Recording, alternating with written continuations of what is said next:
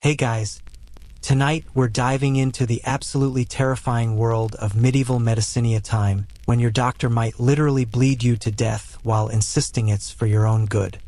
Picture this. You're lying on a rough wooden table in a dimly lit chamber, watching a hooded figure approach with a collection of rusted instruments that look more suited for torture than healing. The air reeks of herbs, unwashed bodies, and something else you can't quite identify but definitely don't want to. Your physician, draped in flowing robes that haven't seen a wash in months, peers at you with eyes that gleam with absolute certainty about treatments that would make a modern doctor faint. You probably won't survive this, statistically speaking. You'd have better odds wrestling a hungry bear while blindfolded. So, before you get comfortable, take a moment to like the video and subscribe, but only if you genuinely enjoy what I do here.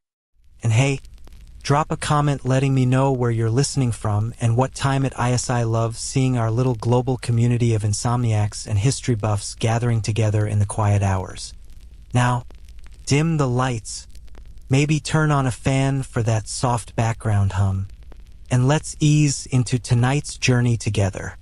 You find yourself in the year 1347, and your body feels fundamentally wrong. There's a persistent ache in your joints that seems to move from place to place like a living thing. Your head throbs with each heartbeat as if someone were hammering against the inside of your skull. And you've been running a fever for 3 days straight that leaves you alternating between violent chills and sweating fits. In our modern world, you might pop some ibuprofen and schedule a doctor's appointment, but here in medieval Europe, you're about to encounter a medical system built on theories that are equal parts fascinating and absolutely horrifying. The foundation of everything your medieval physician believes rests on a concept called the four humors: blood, phlegm, yellow bile, and black bile. These aren't just abstract ideas to him. They're the fundamental building blocks of human existence, as real and measurable as the stones beneath your feet or the air in your lungs. Your doctor approaches with the confidence of someone who has spent years studying ancient texts, his fingers stained permanently dark from handling herbs and mysterious concoctions that bubble and smoke in clay vessels.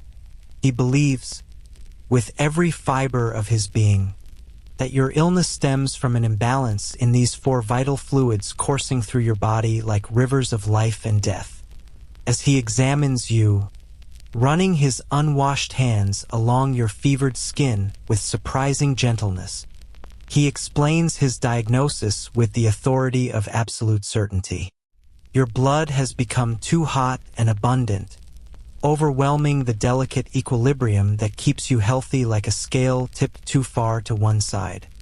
This excess blood is literally cooking you from the inside, causing your fever and pain while poisoning your other humors with its corrupted essence. The solution seems obvious to him. You need to lose some blood, and you need to lose it quickly before the imbalance destroys your body completely. The theory behind bloodletting reads almost like poetry when you hear medieval physicians describe it with passionate conviction. They speak of blood as a river that can overflow its banks, flooding the landscape of your body with destructive force that sweeps away health and reason alike.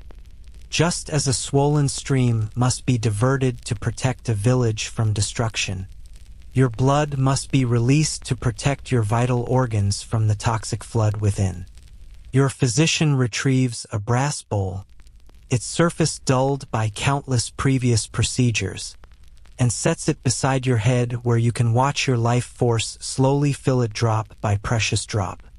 But first, he must determine exactly how much blood to remove through a process that involves more calculation than you'd expect from medieval medicine. This isn't a haphazard process where doctors just cut and hope for the best. Medieval medicine has developed elaborate charts and mathematical formulas that would make a modern accountant dizzy. Your age, the current season, the phase of the moon, your astrological sign, the day of the week, your occupation, your diet, and even your emotional state all factor into his complex mathematical formula. If you're young and robust, you might lose up to 2 pints of blood. If you're elderly or already weakened by previous illness, perhaps just a cup or 2. The precision would be genuinely admirable if it weren't based on complete and utter nonsense. Your physician selects his instrument with the care of a master craftsman choosing the perfect tool for delicate work.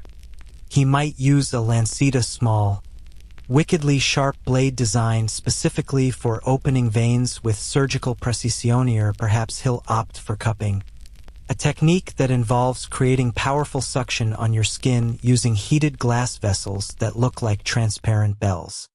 Some doctors prefer scarification, making dozens of shallow cuts across your skin in precise patterns and allowing the blood to seep out slowly like morning dew.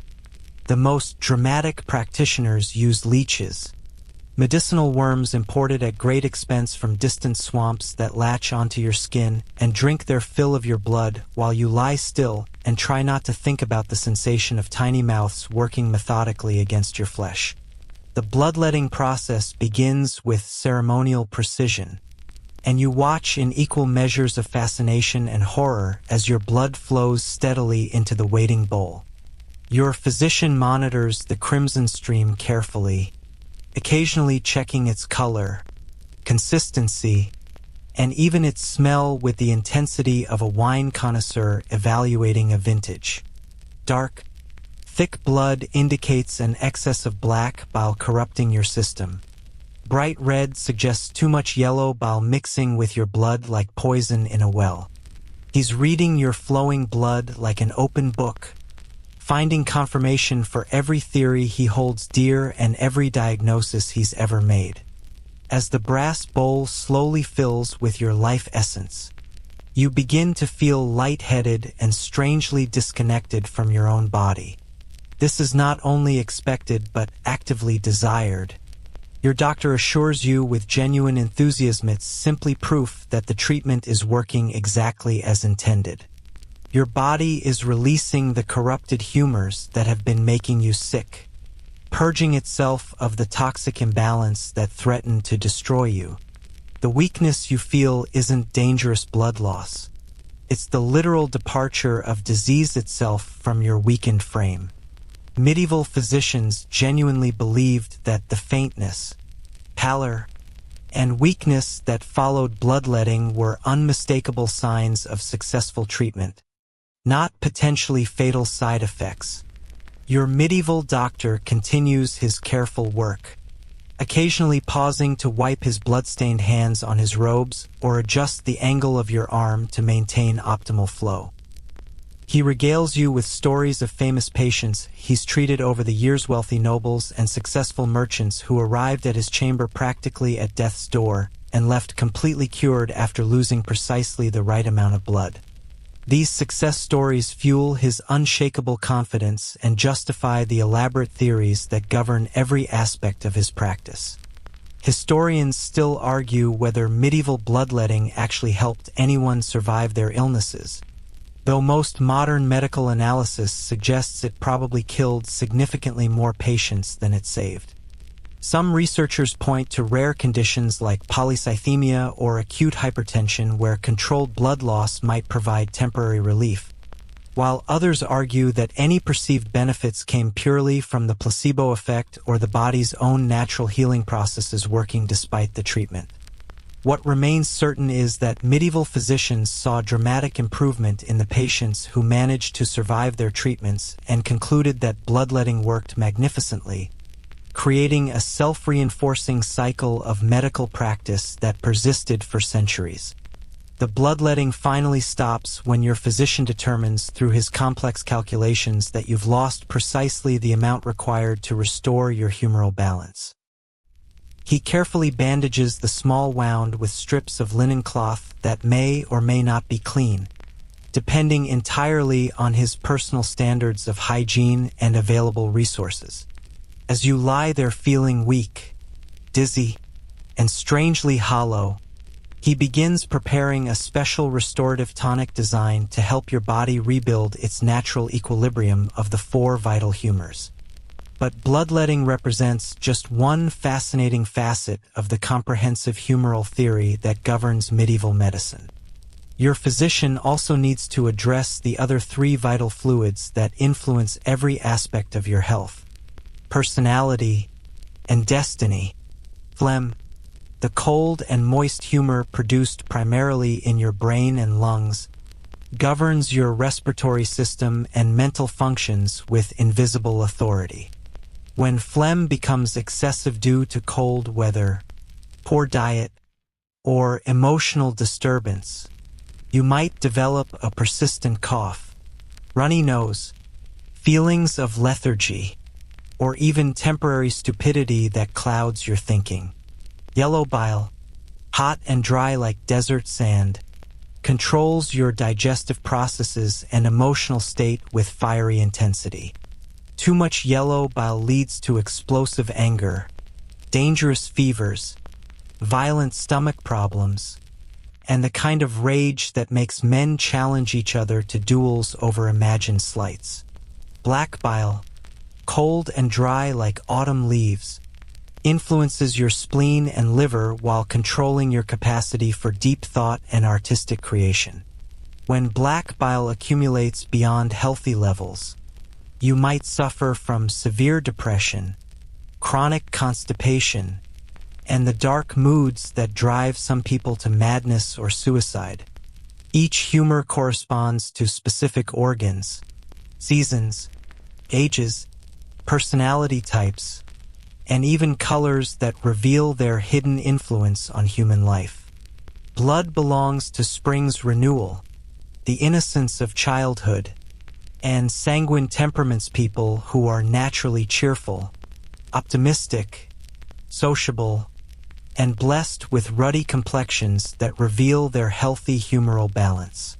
Phlegm rules winter's dormancy, the wisdom of old age, and phlegmatic personalities calm, reliable, thoughtful individuals who sometimes struggle with sluggish energy but possess remarkable emotional stability.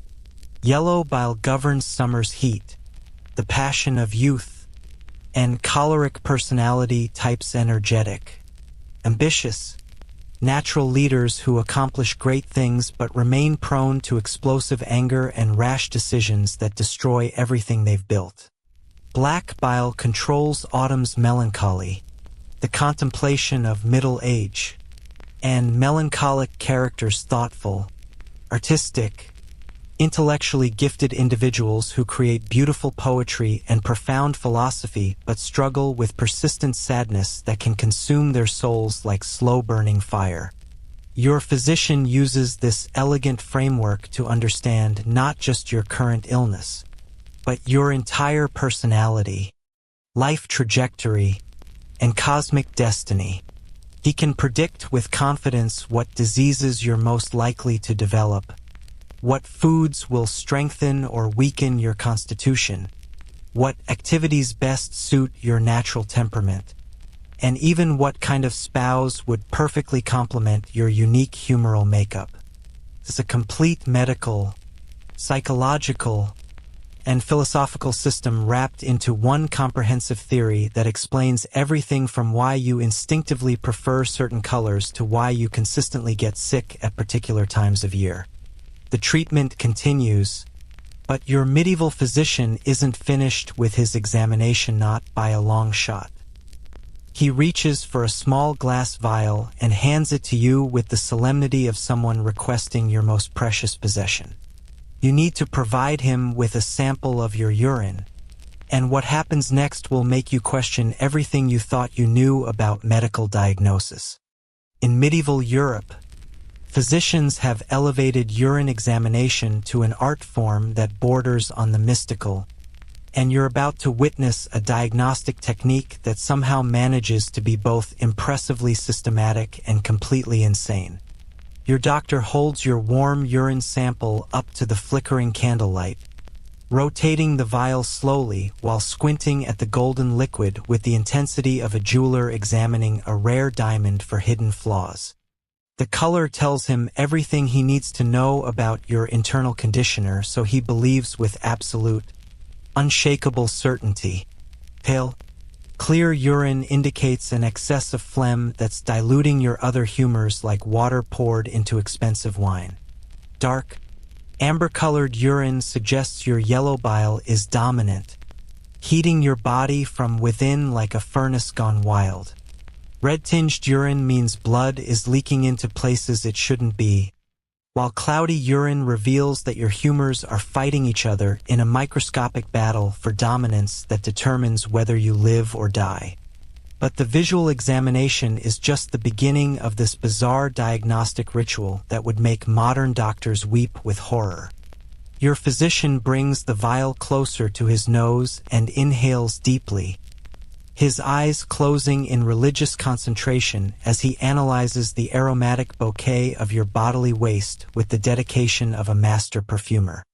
Sweet-smelling urine might indicate diabetes, though medieval doctors call it honey urine and attribute it to corrupted blood, rather than understanding the underlying metabolic dysfunction that's slowly destroying your body. A sharp, acrid smell suggests kidney problems or excessive heat in your system that requires immediate cooling. No smell at all could mean your body is too cold and needs warming treatments to restore proper function before you freeze from the inside out. Then comes the part that will make your stomach turn and question the sanity of medieval medicine. Your learned physician takes a small, deliberate sip of your urine, rolling it around his mouth like a sommelier tasting expensive wine while his face remains perfectly serious. The practice of uroscopy, as medieval doctors call this nauseating technique, requires years of training to develop the refined palate necessary for accurate diagnosis. Sweet urine confirms diabetes and impending death. Salty urine indicates kidney dysfunction that could kill you within months. Bitter urine suggests liver problems that poison your entire system, and metallic-tasting urine points to blood disorders that require immediate intervention or certain doom. Medieval physicians have developed an elaborate classification system for urine that includes 20 different colors, each corresponding to specific medical conditions and treatment protocols with scientific precision that would be impressive if it weren't based on complete nonsense. They use special urine wheels, circular charts divided into color-coded sections that look like abstract art. Match your sample against standardized hues with poetic names like pale citron, sub-pale, high-colored, liver-colored, and black death yellow. Your doctor consults his wheel with scientific precision, holding your vial against different sections until he finds the perfect match that supposedly reveals your body's hidden secrets and ultimate fate. The timing of your urine sample matters just as much as its appearance and taste in the complex world of medieval diagnosis.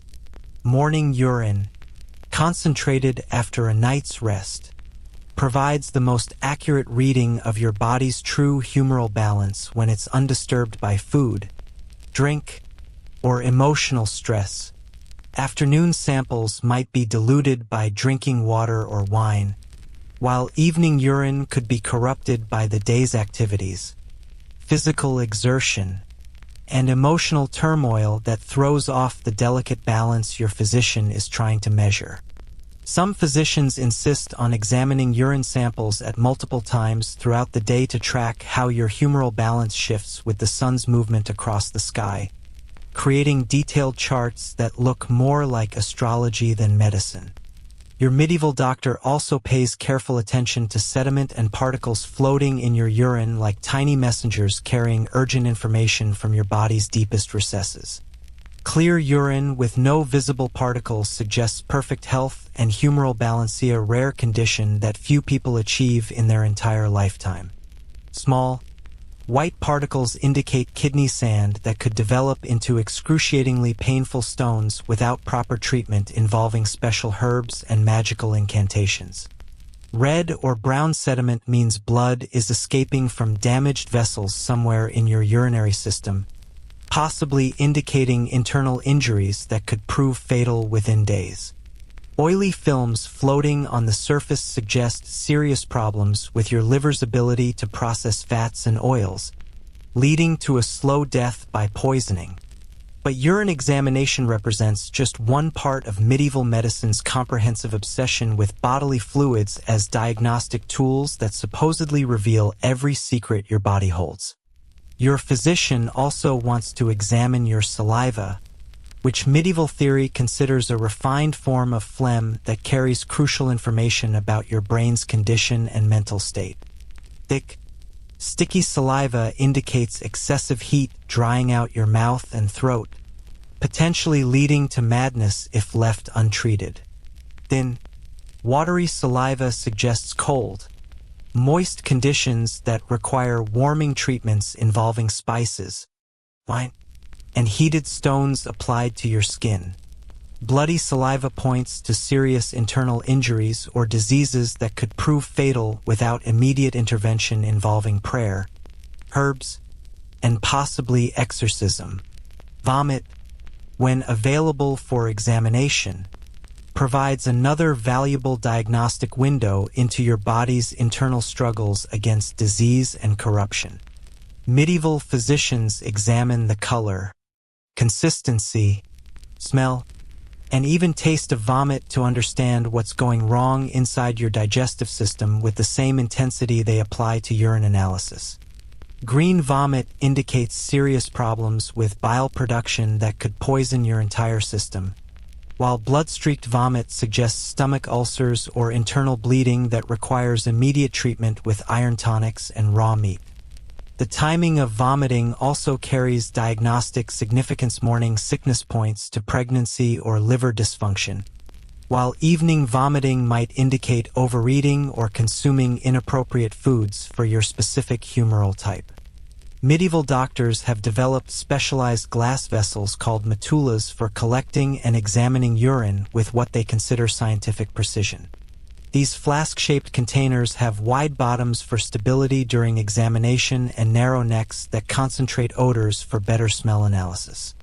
The finest metullas are made from clear, high-quality glass imported from Venice at considerable expense, while common physicians make do with locally produced glass that might contain bubbles or impurities that affect diagnostic accuracy.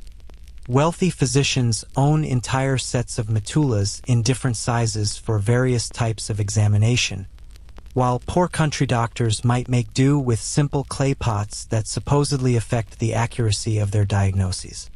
The practice of uroscopy reaches almost supernatural levels of claimed precision among medieval Europe's most educated and arrogant physicians.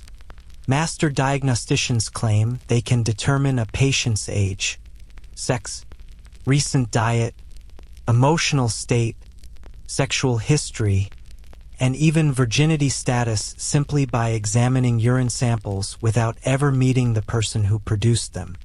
Some physicians boast they can diagnose pregnancy within days of conception by detecting subtle changes in urine color and consistency that modern science knows are completely impossible to observe so early in the process. The most ambitious practitioners claim they can predict the exact day a patient will die by studying how their urine changes over time. Your physician continues his urine analysis with increasing excitement, clearly pleased by what he's discovering in your sample through his elaborate examination process.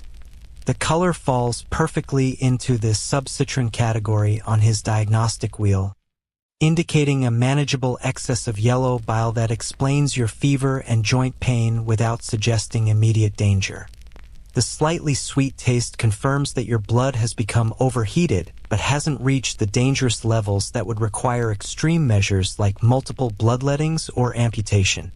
The moderate cloudiness suggests your humors are actively fighting the diseasia-positive sign that means your body is responding well to treatment and you might actually survive this illness. But medieval urine diagnosis doesn't stop with simple examination of fresh samples collected moments ago. Some physicians practice aged urine analysis, allowing samples to sit for days or weeks while observing how they change color, develop sediment, grow various forms of mold, or develop bacterial films that supposedly reveal hidden information about long-term disease processes. These changes supposedly reveal information about future health problems that haven't yet manifested visible symptoms, but are secretly developing in your body like time bombs waiting to explode.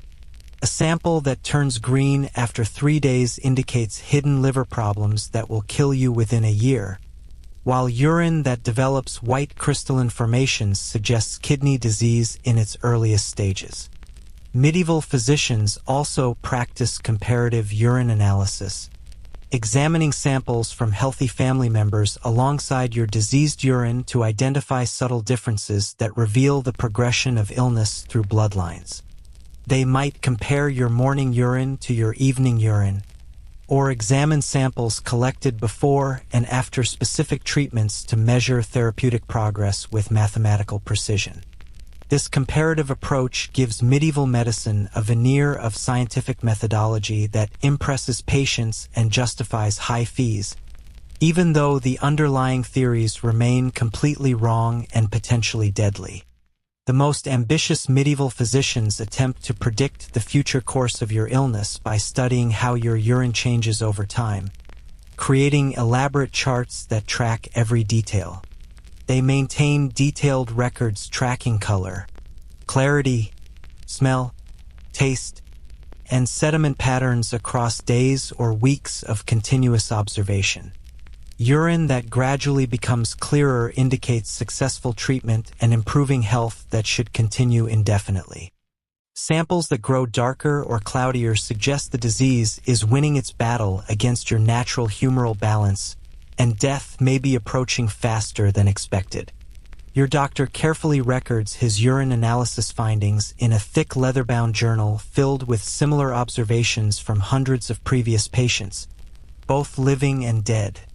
These records form a vast database of diagnostic knowledge that gets passed down from master physicians to their apprentices across generations of medical practice.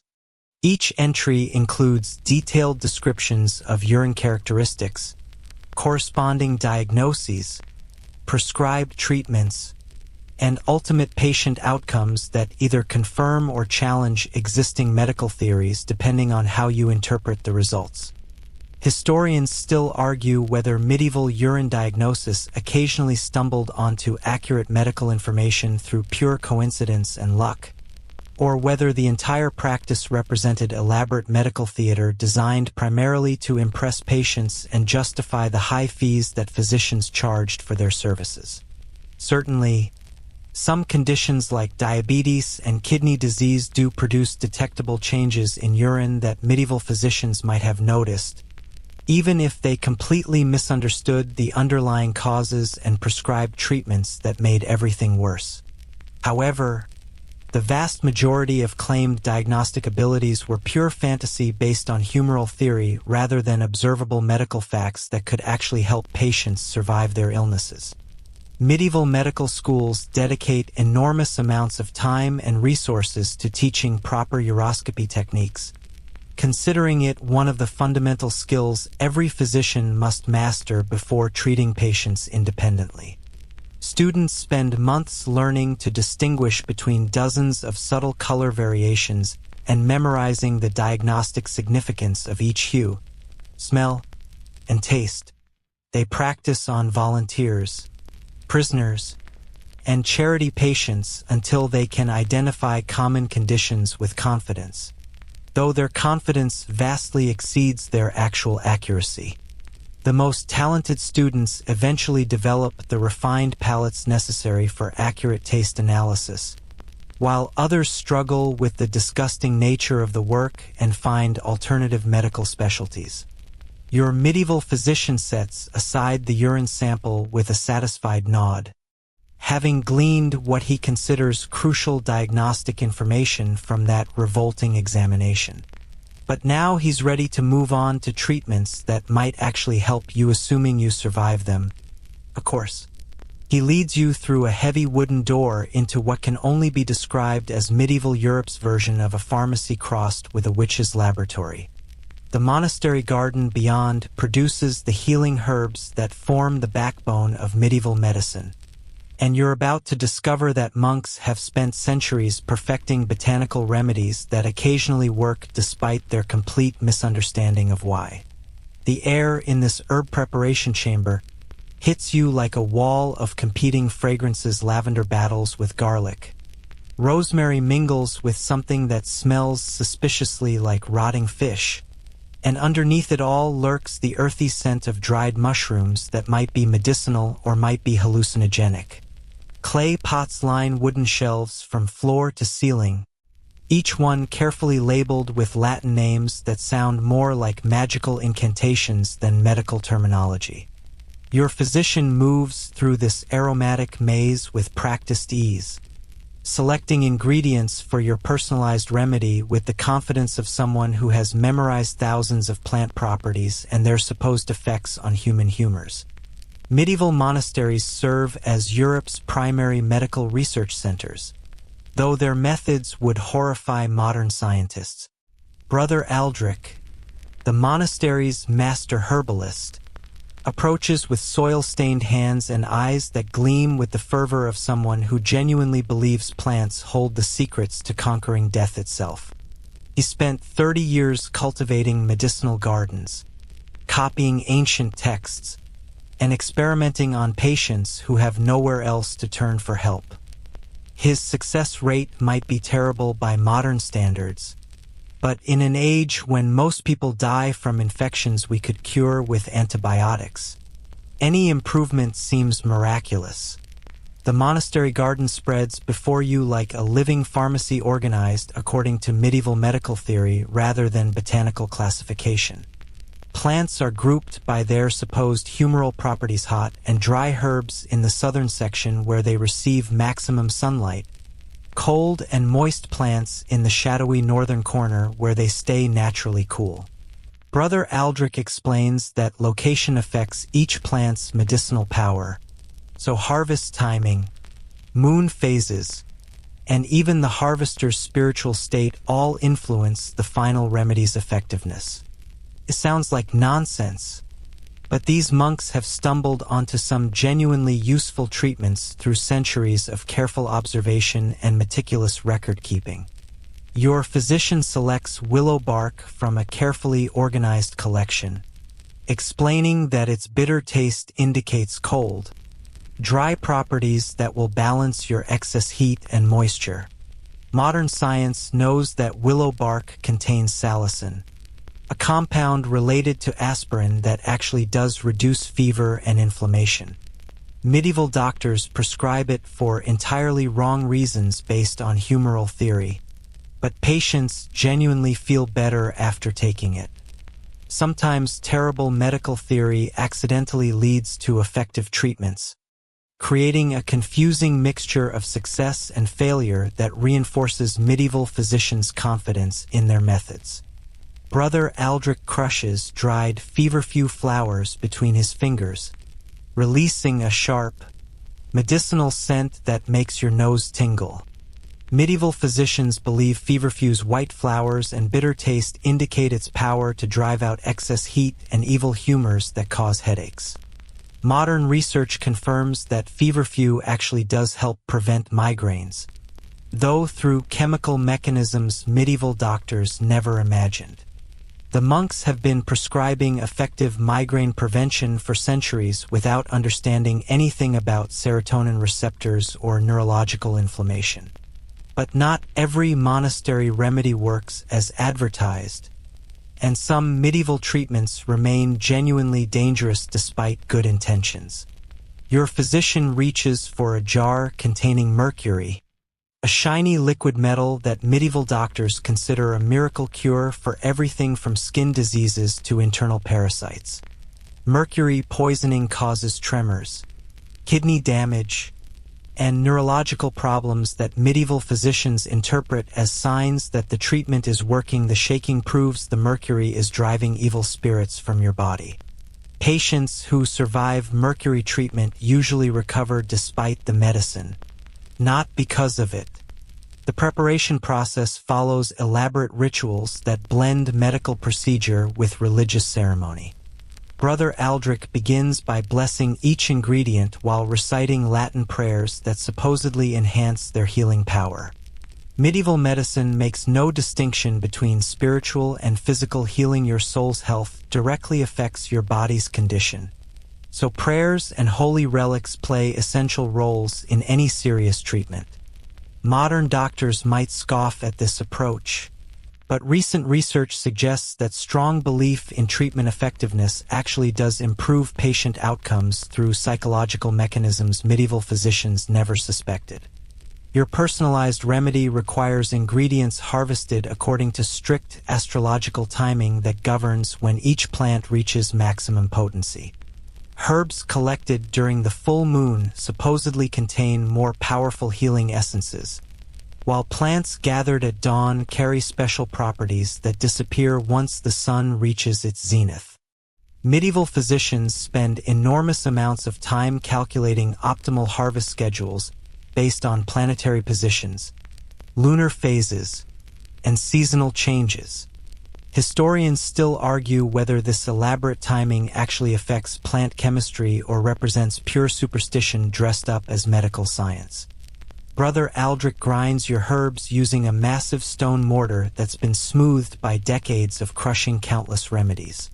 The physical preparation matters just as much as ingredient selection. Herbs must be ground clockwise to concentrate healing power, never counterclockwise, which supposedly disperses their medicinal properties into useless dust. The grinding rhythm follows specific patterns that Brother Aldrich learned from his predecessor, who learned from his master in an unbroken chain stretching back centuries. Each monastery develops its own preparation techniques that supposedly make their remedies more effective than competing institutions. Medieval physicians have identified hundreds of plants with supposed medicinal properties, creating an elaborate botanical classification system based on humoral theory rather than actual plant relationships. Hot herbs like ginger, pepper, and cinnamon treat cold diseases by warming the body and driving out excess phlegm. Cold herbs like lettuce, cucumber, and rose petals cool overheated patients suffering from yellow bowel dominance. Moist herbs help dry conditions, while dry herbs treat problems caused by excessive moisture. This system creates a logical framework for selecting treatments, even when the underlying theory is completely wrong. Your remedy also includes several ingredients that would terrify modern patients and probably violate numerous safety regulations.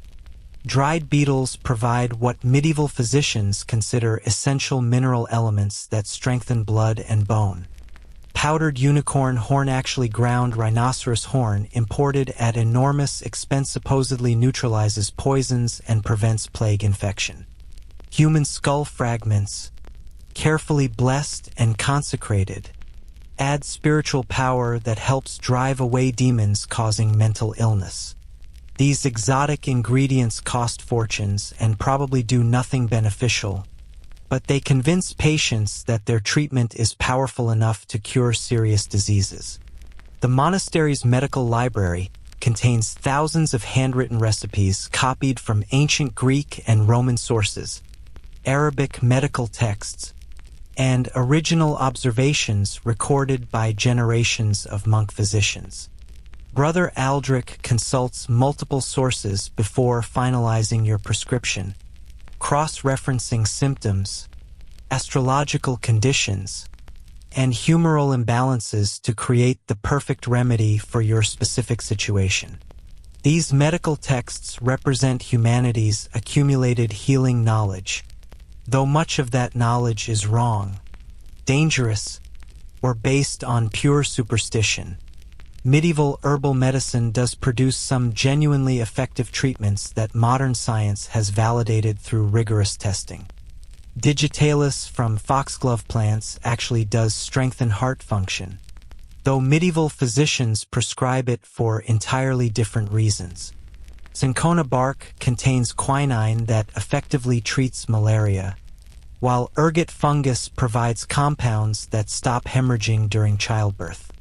Medieval doctors stumble onto these effective treatments through trial and error, then create elaborate theoretical explanations that have nothing to do with the actual mechanisms involved. But monastery medicine also relies heavily on treatments that modern science has proven completely worthless or actively harmful.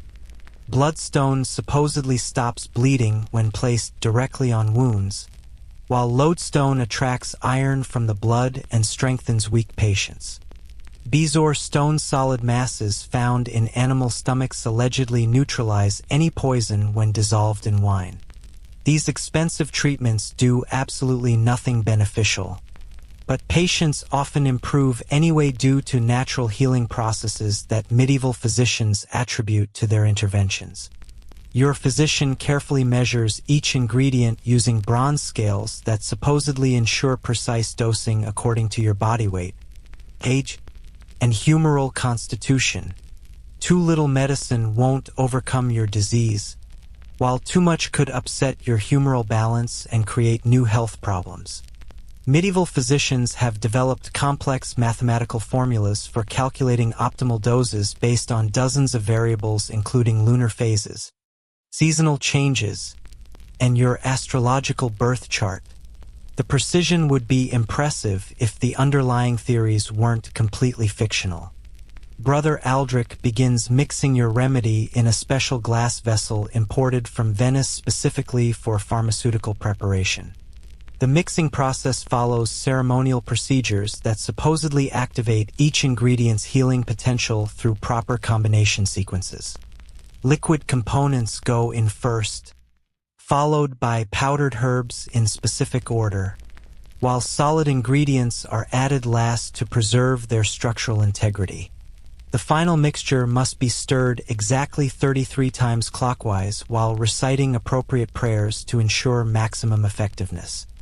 Medieval physicians believe that remedy preparation is just as important as ingredient selection, because improper mixing can neutralize healing properties or even create dangerous poisons. Certain herbs cannot be combined without causing explosive reactions or deadly toxicity. Others require specific temperature conditions during preparation to activate their medicinal essences. Brother Aldrich has memorized hundreds of preparation rules passed down through generations of monastery physicians who learned through dangerous trial and error which combinations help patients and which ones kill them. Your finished remedy looks like thick, greenish soup with suspicious lumps floating in a liquid that smells like a combination of swamp water and rotting vegetation. Medieval physicians believe that effective medicine should taste terrible. Pleasant flavors indicate weak healing power, while bitter, disgusting remedies contain the concentrated essences necessary to overcome serious diseases. You're expected to drink this entire concoction while it's still warm, preferably in one continuous gulp to prevent the ingredients from separating and losing their carefully balanced properties. The monastery's treatment philosophy emphasizes natural healing, supported by spiritual intervention, rather than the aggressive bloodletting and mercury poisoning favored by secular physicians. Monks believe that God provides healing plants for human benefit, so identifying and using these botanical gifts represents a form of religious devotion. This gentler approach often produces better patient outcomes than harsh medical treatments, though medieval physicians attribute success to divine intervention rather than avoiding harmful therapies. Your monastery remedy has been prepared and consumed, leaving a lingering taste that suggests someone mixed grass clippings with pond scum and added a dash of rotting fish for good measure. But if you thought medieval medicine had shown you its worst horrors, you're tragically mistaken. Your condition requires more aggressive intervention than herbs can provide, and your physician has decided that surgery offers your only hope for survival. You're about to discover that medieval surgery makes modern nightmares seem like pleasant dreams, because you'll be fully conscious for every terrifying moment of what's about to happen. The surgical chamber occupies a stone room adjacent to the monastery's main hall, where natural light streams through tall windows to illuminate the physician's work. But that's where any resemblance to modern operating theaters ends completely. The wooden table where you'll lie has been scrubbed with vinegar and blessed with holy water, but it's still stained dark with the blood of countless previous patients who may or may not have survived their procedures. Your surgeon, Brother Marcus, approaches wearing the same brown robes he wore while grinding herbs, because medieval medicine hasn't yet discovered that clothing carries invisible contamination that kills more patients than knives ever could. Brother Marcus spreads his surgical instruments across a cloth-covered surface with the reverence of a priest preparing for Mass. These tools look more like implements of torture than medical devices, and that comparison isn't entirely unfair given what you're about to experience. His knives have been sharpened to razor edges, but they're made from iron that rusts between procedures and carries bacteria from previous surgeries directly into your wounds. His bone saws could easily be mistaken for carpentry tools, because that's essentially what they are: woodworking equipment adapted for cutting through human anatomy. Medieval surgery operates under the cheerful assumption that pain serves a useful medical purpose. So anesthesia remains limited to strong wine and perhaps a leather strap to bite during the worst moments. Your surgeon believes that feeling every cut helps your body respond properly to treatment, while unconsciousness might allow evil spirits to possess your vulnerable flesh. Some patients receive opium mixed with wine if they can afford the astronomical cost. But most people endure surgery with nothing more than prayers and pure determination to survive whatever comes next. Your surgical procedure begins with Brother Marcus examining the infected wound on your leg that has been growing larger and more putrid despite herbal treatments. Medieval physicians understand that infected flesh spreads corruption to healthy tissue, but they have no concept of bacteria or the microscopic organisms that actually cause disease. Instead, they believe that evil humors or demonic influence poison the wound, requiring physical removal of corrupted flesh to prevent supernatural contamination from killing you through spiritual mechanisms. The cutting begins with surprisingly gentle precision as Brother Marcus removes obviously infected tissue using a knife that gleams in the afternoon sunlight. Medieval surgeons have developed remarkable skill at identifying diseased flesh through visual examination and tactile assessment. They know that blackened, foul-smelling tissue must be removed completely, while red, bleeding flesh indicates healthy tissue that should be preserved. This empirical knowledge helps them perform effective debridement despite having no understanding of the biological processes involved. But medieval surgery's greatest horror isn't the cutting itself, it's the complete absence of sterile technique that turns every procedure into a deadly gamble with infection. Brother Marcus's hands, clothing, and instruments carry bacteria from dozens of previous patients, creating a microscopic army of disease organisms that invade your freshly opened wounds. Medieval physicians have no concept of antisepsis, so they unknowingly introduce deadly contamination with every touch. Most surgical patients who survive the initial procedure die within days from infections that medieval doctors attribute to supernatural causes. Your surgeon pauses frequently to wipe blood from his hands using a cloth that's been used for countless previous operations and never properly cleaned. Medieval physicians believe that visible cleanliness matters, but they can't see the microscopic contamination that actually kills patients. Brother Marcus might rinse his instruments in wine between cuts, thinking alcohol provides some mystical purification, but he has no idea that ethanol actually does kill some bacteria through chemical mechanisms he couldn't imagine. Medieval surgical procedures often require multiple assistants to hold patients down during operations, because anesthesia can't eliminate the excruciating pain of having your flesh cut open while you remain fully conscious. These assistants frequently contaminate the surgical site by touching instruments, adjusting their positions, or trying to control bleeding with their bare hands. The operating chamber fills with your screams, the assistant's urgent instructions, and Brother Marcus's prayers for divine guidance as he works with increasing desperation to complete the procedure before you die from blood loss or shock. The medieval understanding of human anatomy comes primarily from ancient Greek and Roman texts rather than direct observation, because the Catholic Church generally prohibits human dissection as disrespectful to God's creation. This means your surgeon's knowledge of internal structures might be centuries out of date or based on animal anatomy that doesn't match human physiology. Brother Marcus has probably never seen the inside of a human chest cavity, so he operates based on theoretical knowledge that could be completely wrong about crucial details. Some medieval physicians do perform clandestine dissections on executed criminals or plague victims, advancing anatomical knowledge through illegal research that could result in excommunication or execution if discovered.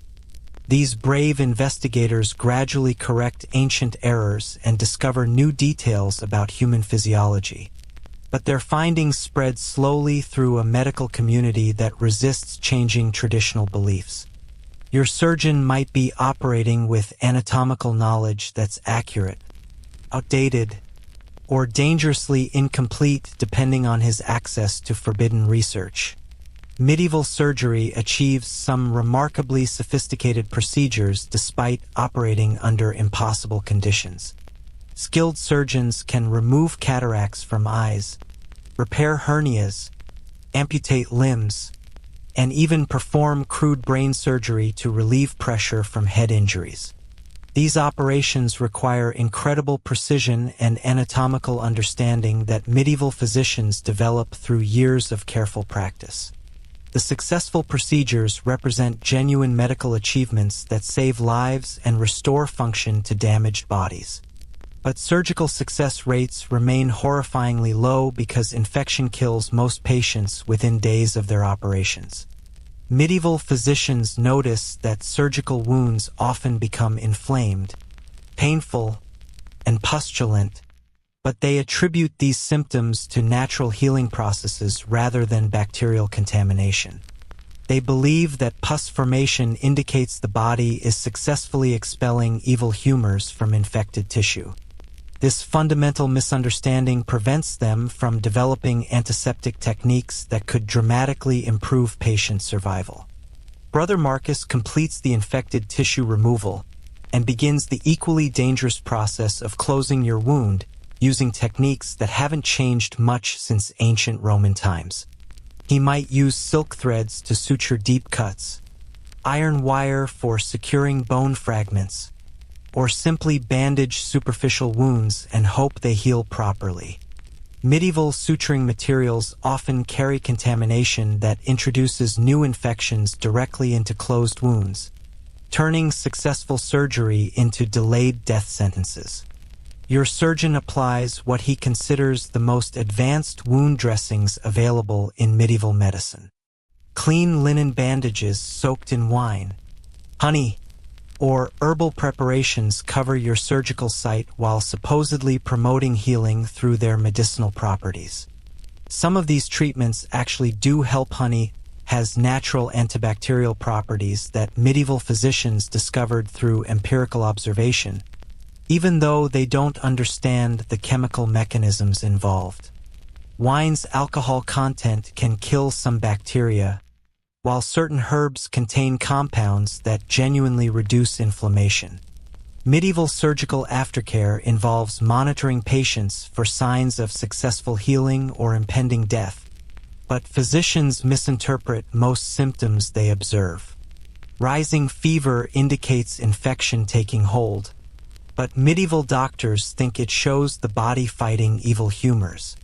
Increasing pain suggests bacterial invasion spreading through tissue, but surgeons believe it proves their treatment is working properly. Delirium and confusion signal blood poisoning or septic shock. But medieval physicians attribute these symptoms to spiritual attacks requiring prayer rather than medical intervention.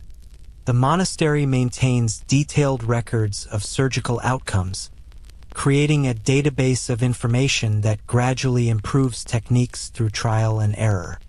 Brother Marcus has performed hundreds of operations over his career, noting which procedures typically succeed and which ones usually kill patients. This empirical approach slowly advances surgical knowledge despite the fundamental theoretical misconceptions that guide medieval medicine. Successful techniques spread to other monasteries and medical schools, while deadly procedures gradually disappear from common practice. Historians still argue whether medieval surgery actually helped more patients than it killed, given the astronomical infection rates that followed every procedure. Some researchers suggest that surgical removal of infected tissue occasionally saved lives despite contamination risks, while others argue that most patients would have survived longer without any intervention. What's certain is that medieval surgeons genuinely tried to help their patients using the best knowledge available, even when that knowledge led them to perform procedures that modern medicine considers barbarically dangerous. Your surgical procedure concludes with Brother Marcus offering prayers for your recovery while applying final bandages that will remain undisturbed for several days.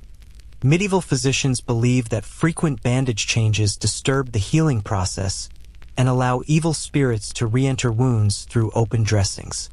This hands-off approach might accidentally reduce contamination compared to constantly manipulating surgical sites, though medieval doctors choose it for entirely wrong reasons based on supernatural beliefs rather than infection control principles.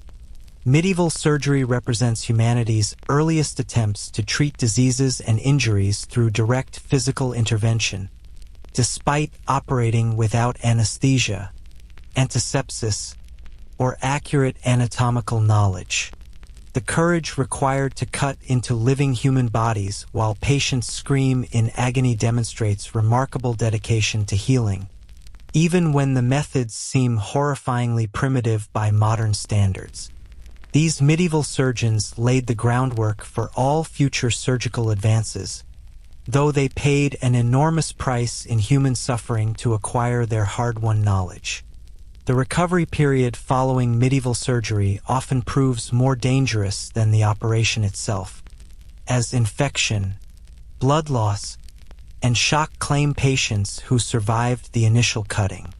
You'll spend the next several days drifting between consciousness and delirium while your body either fights off the inevitable bacterial invasion or succumbs to complications that medieval medicine cannot prevent or treat effectively. Your survival depends more on luck and natural resistance than medical skill, though Brother Marcus will monitor your condition carefully and adjust treatments based on symptoms he observes but fundamentally misunderstands. Your surgical wounds are healing slowly, though the persistent fever and growing weakness suggest that Brother Marcus's knife may have introduced more problems than it solved. But before you can fully recover from one medical nightmare, another horror arrives that makes your personal suffering seem trivial by comparison. A messenger bursts into the monastery courtyard, his horse lathered with sweat and his face pale with terror that speaks of something far worse than individual illness. The Black Death has arrived in the nearest town, and medieval medicine is about to face its greatest test, one that it will fail spectacularly while desperate physicians resort to increasingly absurd remedies as entire populations crumble around them like castles built from sand. The plague messenger describes symptoms that chill your blood more effectively than any winter wind could ever manage. Victims develop painful swellings in their armpits, groin, and neck that grow to the size of ripe apples before turning black and weeping bloody pus that stinks worse than rotting meat. High fever consumes patients within hours, followed by vomiting blood, uncontrollable diarrhea that evacuates their bowels until nothing remains but liquid corruption, and a skin condition that turns victims so dark they appear almost blue-black before death mercifully claims them. Most terrifying of all, the disease kills with supernatural speed. Healthy people can wake up feeling fine and die screaming in agony before sunset. Their bodies destroyed by forces medieval medicine cannot comprehend or control.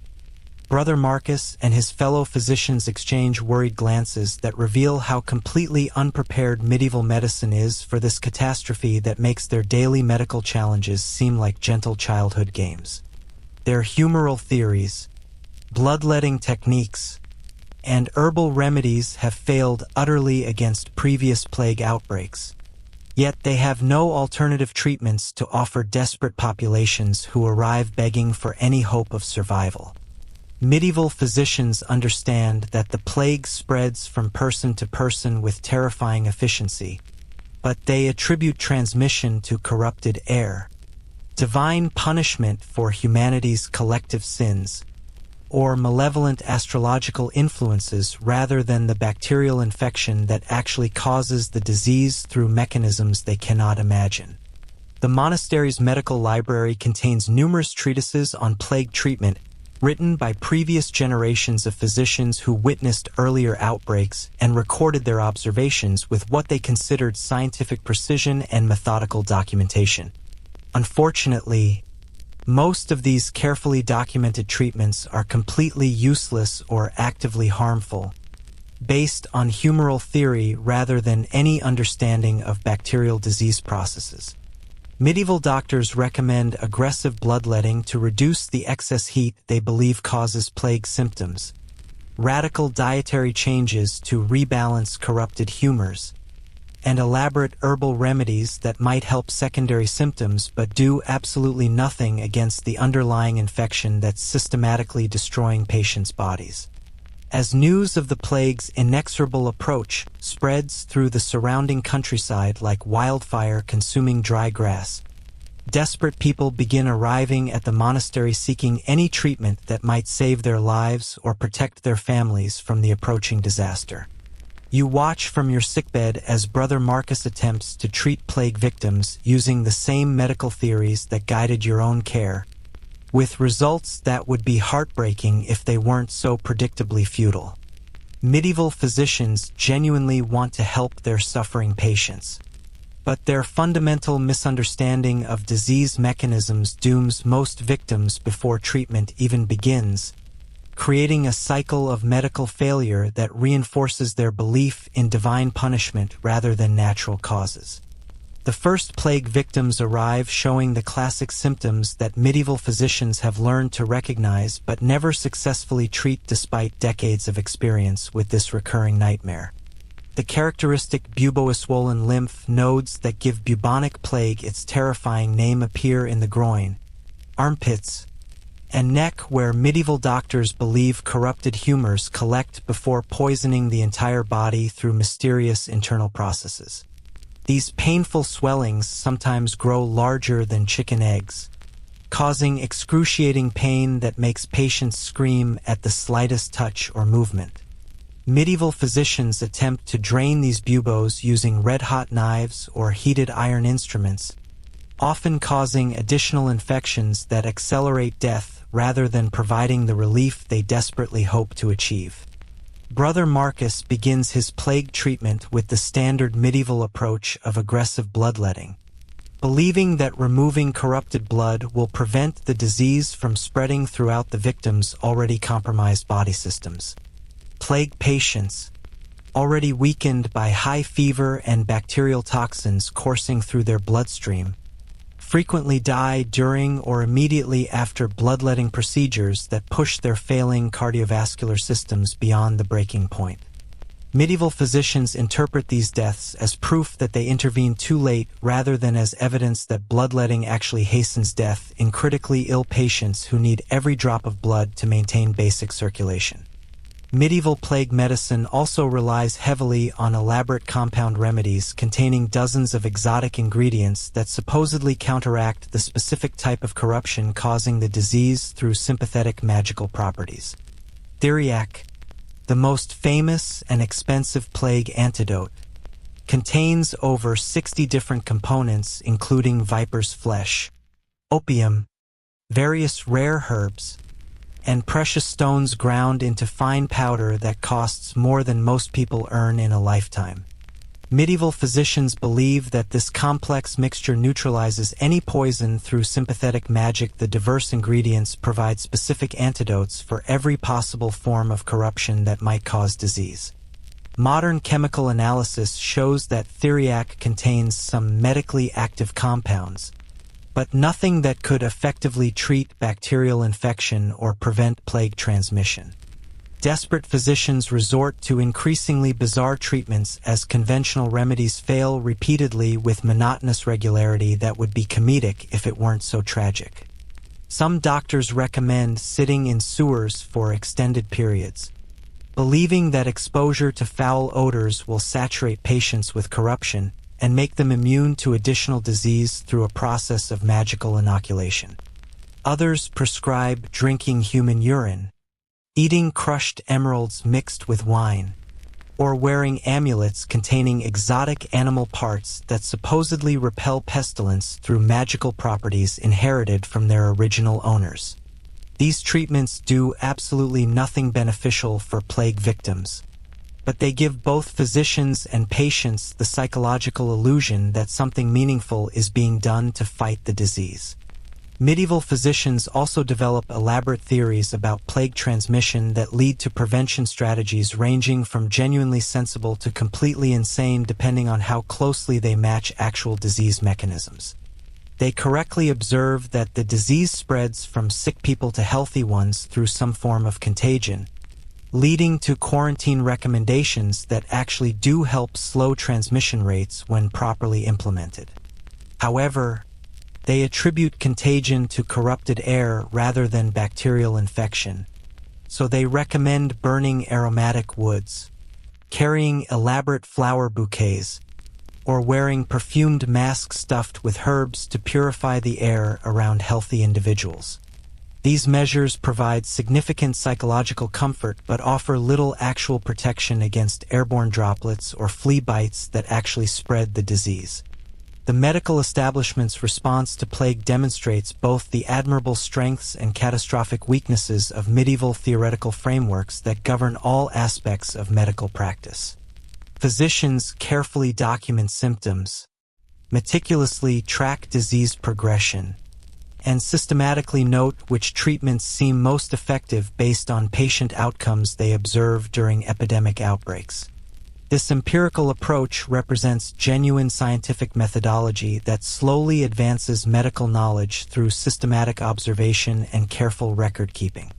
Unfortunately, their theoretical interpretations of observed data remain completely wrong, leading to treatments that actively harm patients while reinforcing incorrect beliefs about disease mechanisms. Some medieval physicians do stumble onto treatments that provide genuine relief for plague symptoms, even when their theoretical explanations for why these treatments work are completely nonsensical. Opium-based preparations help manage the excruciating pain caused by swollen lymph nodes and general body aches, while certain herbal remedies reduce fever and inflammation through chemical mechanisms medieval doctors never suspected existed.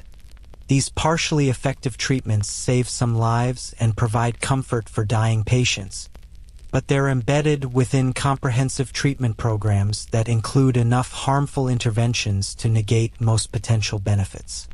Medieval plague treatment also incorporates extensive religious and spiritual elements that physicians consider just as important as physical remedies for treating what they believe is fundamentally a spiritual disease.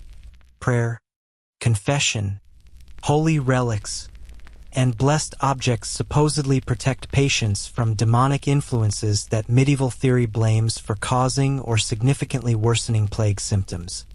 Some physicians recommend expensive pilgrimages to holy sites, while others prescribe specific prayers or elaborate religious rituals designed to appease divine anger that manifests as pestilence. These spiritual treatments don't cure bacterial infections, but they provide crucial psychological comfort that might help some patients maintain hope during their illness. The monastery's plague ward quickly fills with victims whose desperate families bring them seeking miraculous cures that medieval medicine simply cannot provide despite the physician's best intentions and most advanced knowledge. You watch Brother Marcus and his assistants work tirelessly around the clock to treat patients using every remedy in their extensive arsenal. Yet the death rate remains horrifyingly high regardless of intervention attempts. Medieval physicians notice that most patients die regardless of treatment intensity, but they attribute failure to divine will, unfortunate astrological influences, or their own inadequate understanding of humoral theory rather than questioning whether their fundamental medical assumptions might be completely wrong. Medieval physicians develop increasingly desperate plague prevention strategies as the disease continues spreading despite all medical interventions and public health measures attempted by local authorities. Some doctors recommend evacuating infected areas entirely and burning contaminated buildings, while others suggest exposing healthy people to mild cases of plague to build immunity through controlled infection. These primitive inoculation attempts occasionally work by accident when patients survive mild exposure, but they more often spread disease to previously healthy populations. Medieval physicians lack the theoretical framework necessary to understand immunity mechanisms, so they can't develop systematic inoculation procedures that might actually protect people. The economic impact of plague forces medieval physicians to treat patients regardless of their ability to pay expensive fees, creating charity medical programs that serve entire communities during epidemic outbreaks. Monastery physicians like Brother Marcus treat peasants, merchants, and nobles using identical methods, because plague strikes all social classes with equal ferocity. This democratic approach to medical care represents one positive development emerging from plague disasters, though the treatments themselves remain largely ineffective regardless of patient social status or wealth. Medieval medical schools begin incorporating plague studies into their standard curricula, teaching future physicians to recognize symptoms and apply standard treatments that previous generations developed through bitter experience with recurring epidemics. These educational programs preserve medical knowledge across generations and gradually improve treatment protocols through accumulated clinical experience. Unfortunately, the knowledge being preserved and transmitted includes fundamental misconceptions about disease causation that prevent breakthrough discoveries that might actually help future plague victims. Historians still argue whether any medieval plague treatments actually improved patient survival rates or whether the few people who recovered did so despite medical intervention rather than because of it. Some research suggests that certain herbal remedies might have provided modest benefits for secondary symptoms, while maintaining patient hydration and nutrition could have helped some victims survive the acute phase of infection. However, the overall medieval medical response to plague clearly failed to significantly reduce mortality rates compared to populations that received no formal medical treatment. Your recovery from surgery continues slowly, while the monastery around you transforms into a plague treatment center where hope battles against overwhelming medical reality on a daily basis. Medieval physicians demonstrate remarkable personal courage by continuing to treat patients despite knowing that plague claims most victims regardless of intervention. Their dedication to healing represents humanity's most noble impulse to help suffering fellow humans, even when the available tools prove tragically inadequate for the challenges they face. The plague continues its relentless advance through the countryside, but now the monastery faces a different kind of medical challenge that medieval physicians consider even more dangerous than infectious disease-pregnant women seeking help during childbirth. You watch from your recovery bed as a young woman arrives in the early stages of labor, her face pale with fear that has nothing to do with normal birthing pain. In medieval Europe, Pregnancy and childbirth represent a terrifying journey into the valley of death, where women face mortality rates that would shock modern societies, and the medical treatments available to help them often cause more harm than the natural birthing process itself. Medieval physicians approach pregnancy and women's medicine with a mixture of profound ignorance and dangerous confidence that creates a lethal combination for expectant mothers.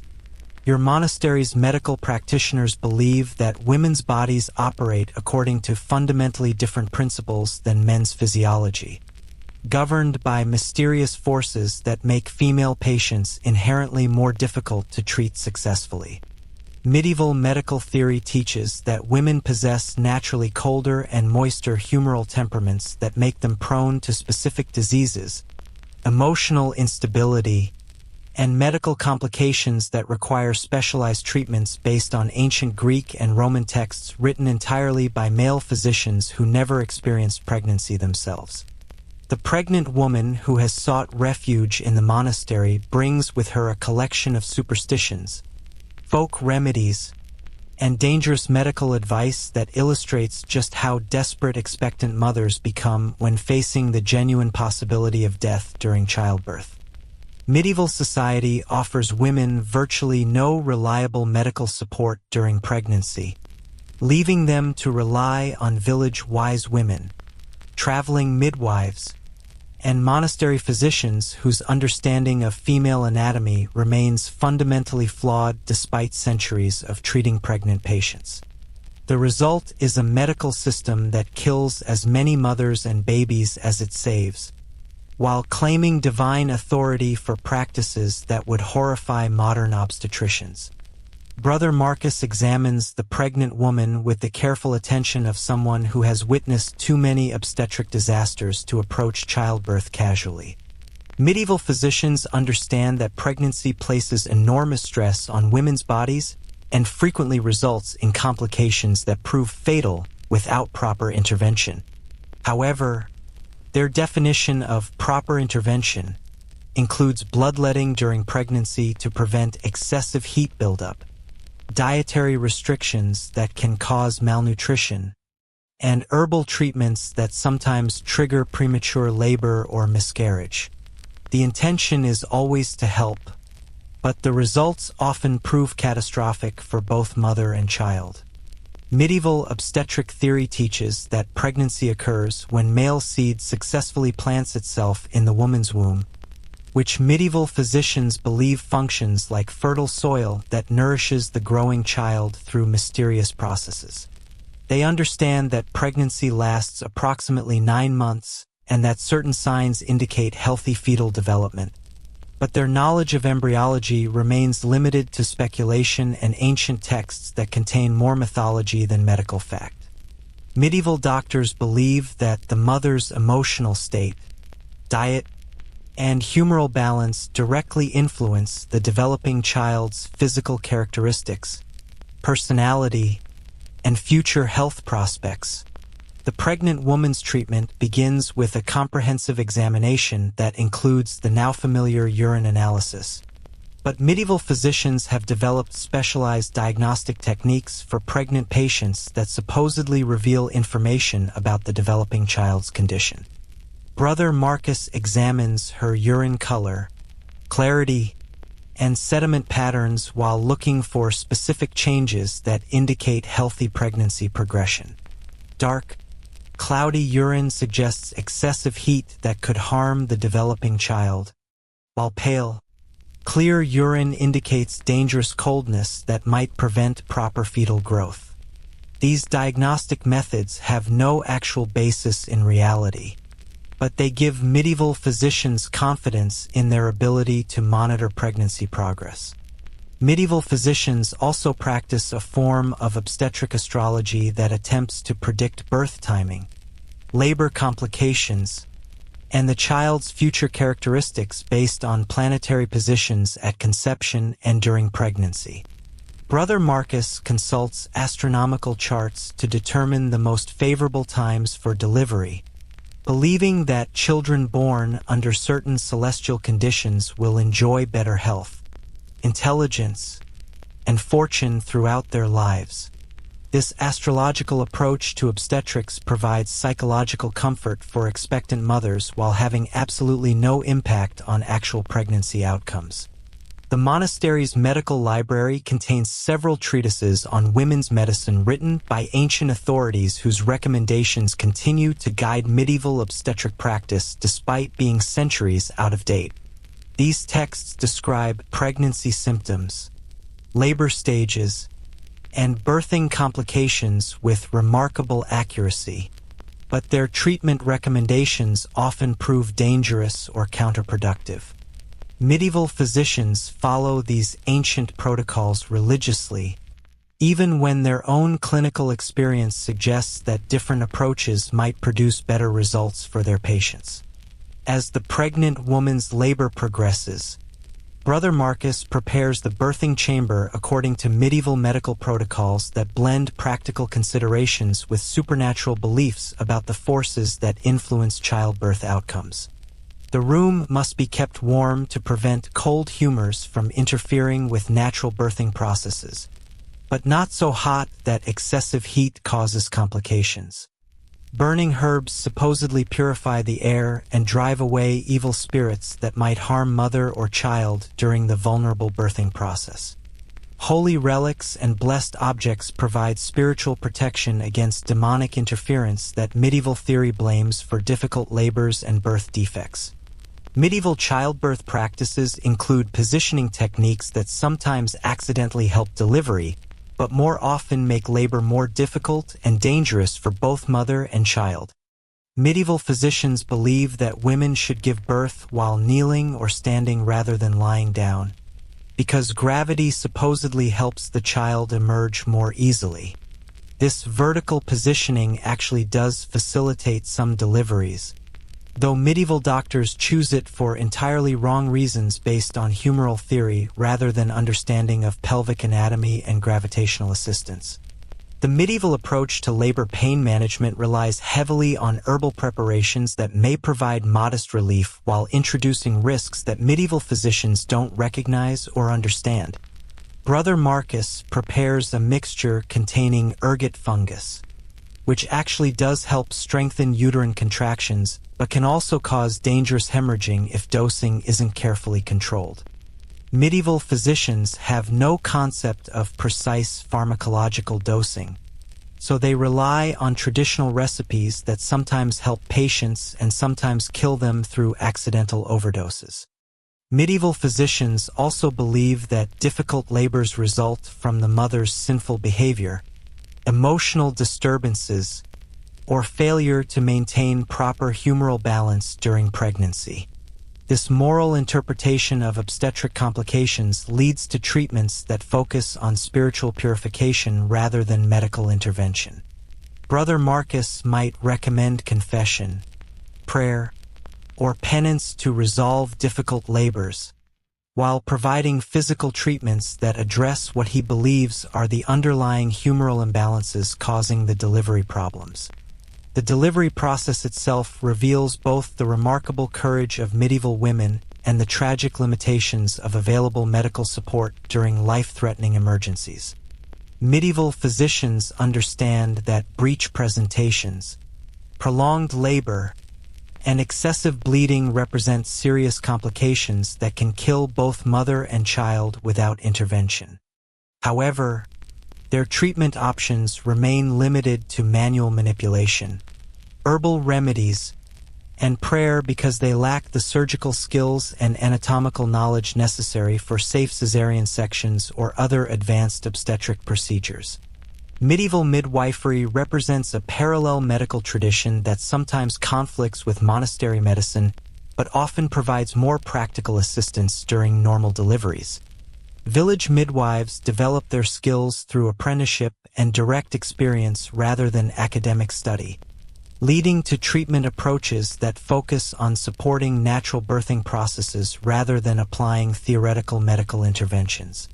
These empirical practitioners often achieve better results than educated physicians, though they lack the social status and institutional support that would allow their knowledge to influence formal medical education.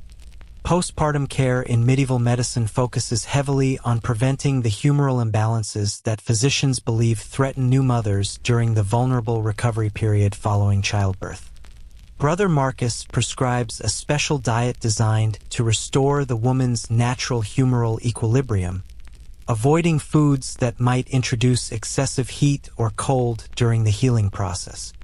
These dietary recommendations sometimes accidentally provide good nutrition for recovering mothers, though medieval physicians choose them for entirely wrong reasons based on humoral theory rather than understanding of postpartum nutritional needs. Medieval physicians also worry extensively about postpartum infections, which they attribute to evil humors entering the woman's body through wounds created during delivery. They recommend various herbal washes and fumigation treatments designed to purify the birth canal and prevent corrupted humors from poisoning the new mother's system. Some of these treatments actually do have mild antiseptic properties that might help prevent infections, though medieval doctors use them for supernatural rather than medical reasons. The infant's medical care begins immediately after birth with treatments designed to ensure proper humoral development and protect against diseases that commonly kill newborn children. Medieval physicians examine the baby's color, breathing patterns, and reflexes to assess overall health, but they interpret these observations through humoral theory rather than understanding of normal infant physiology. They might recommend specific herbal baths, dietary supplements for nursing mothers, or protective amulets that supposedly guard against childhood diseases through magical properties. Medieval medical theory teaches that breastfeeding transmits the mother's humoral characteristics directly to her child, making nursing a crucial component of infant health care that requires careful monitoring and adjustment.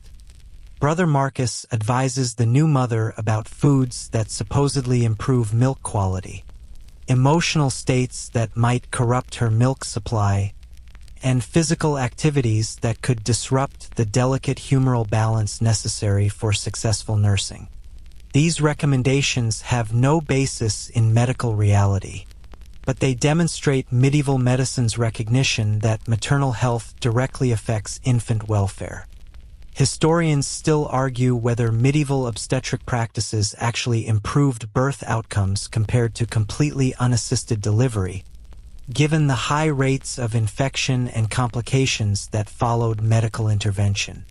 Some research suggests that certain herbal remedies might have provided modest benefits for labor pain and postpartum recovery, while emotional support from medical practitioners could have helped some women cope with the psychological stress of childbirth.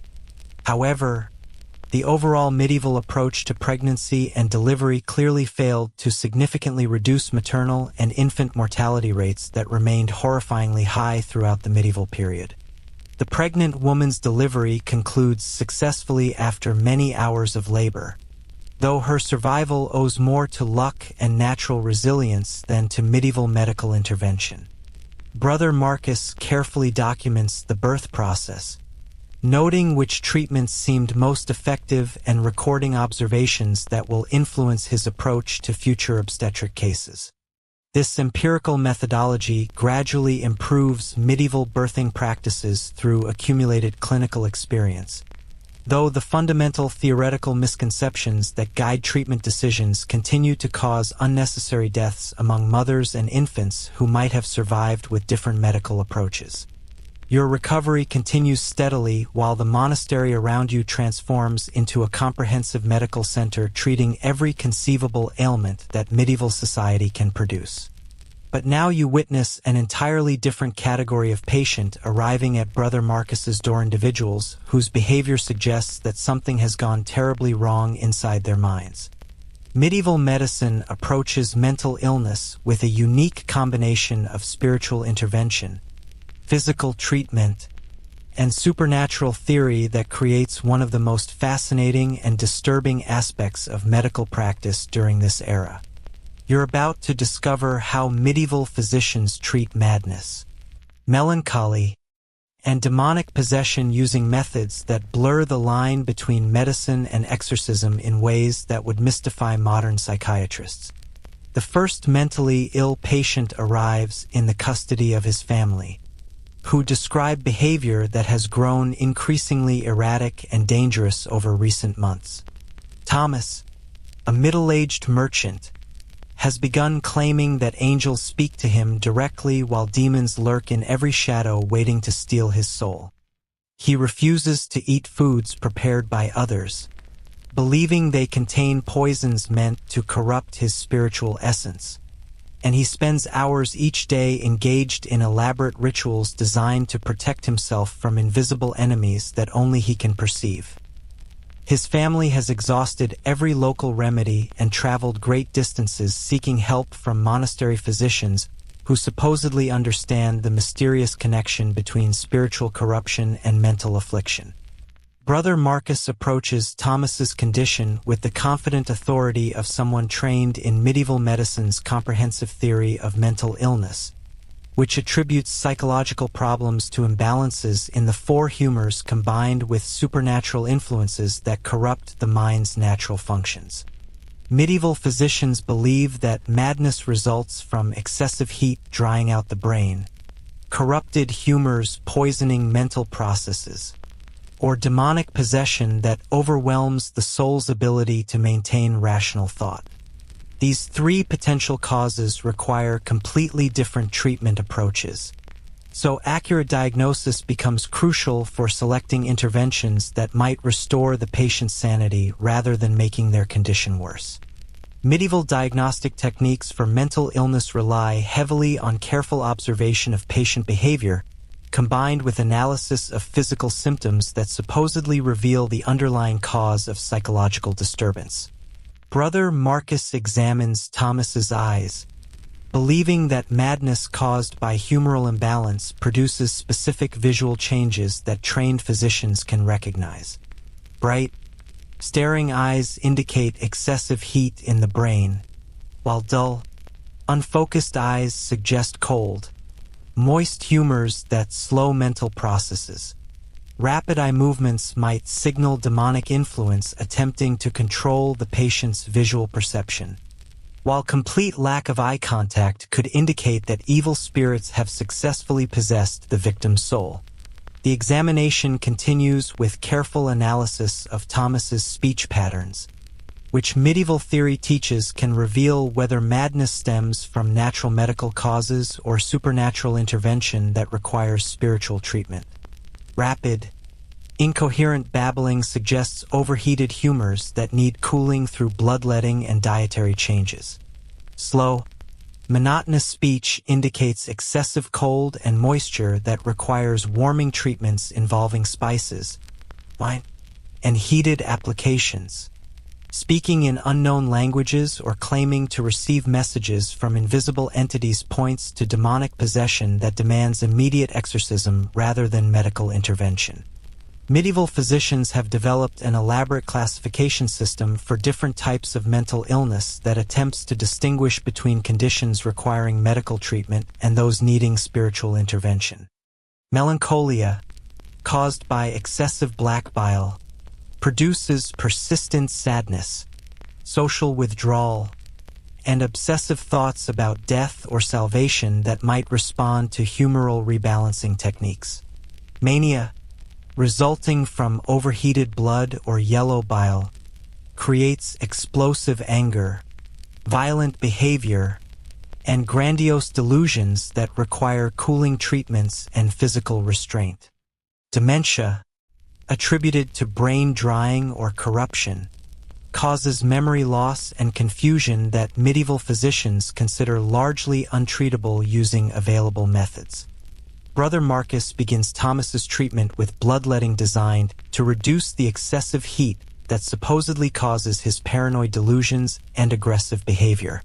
Medieval physicians believe that mental illness often results from corrupted blood carrying toxic humors directly to the brain, where they disrupt normal thought processes and create the symptoms families observe in their afflicted relatives. The bloodletting procedure for mentally ill patients requires special precautions because medieval theory teaches that madness makes people unpredictably violent and potentially dangerous to medical practitioners attempting to help them. The monastery's approach to mental health treatment includes extensive use of herbal remedies specifically chosen for their supposed effects on brain function and humoral balance. Brother Marcus prepares a complex mixture containing hellebore, a plant that medieval physicians consider the most powerful treatment for serious mental illness despite its tendency to cause violent purging that can kill weakened patients. Medieval medical texts describe hellebore as a miraculous cure for madness that cleanses corrupted humors from the brain, though modern toxicology recognizes it as a dangerous poison that causes hallucinations, seizures, and cardiac arrest in overdose situations. Medieval mental health treatment also incorporates music therapy based on ancient Greek theories about sound's ability to restore harmony to disordered minds through sympathetic resonance between musical vibrations and humoral frequencies. Brother Marcus arranges for specific musical compositions to be played for Thomas during treatment sessions, believing that certain melodies can rebalance disturbed humors while others might worsen mental symptoms.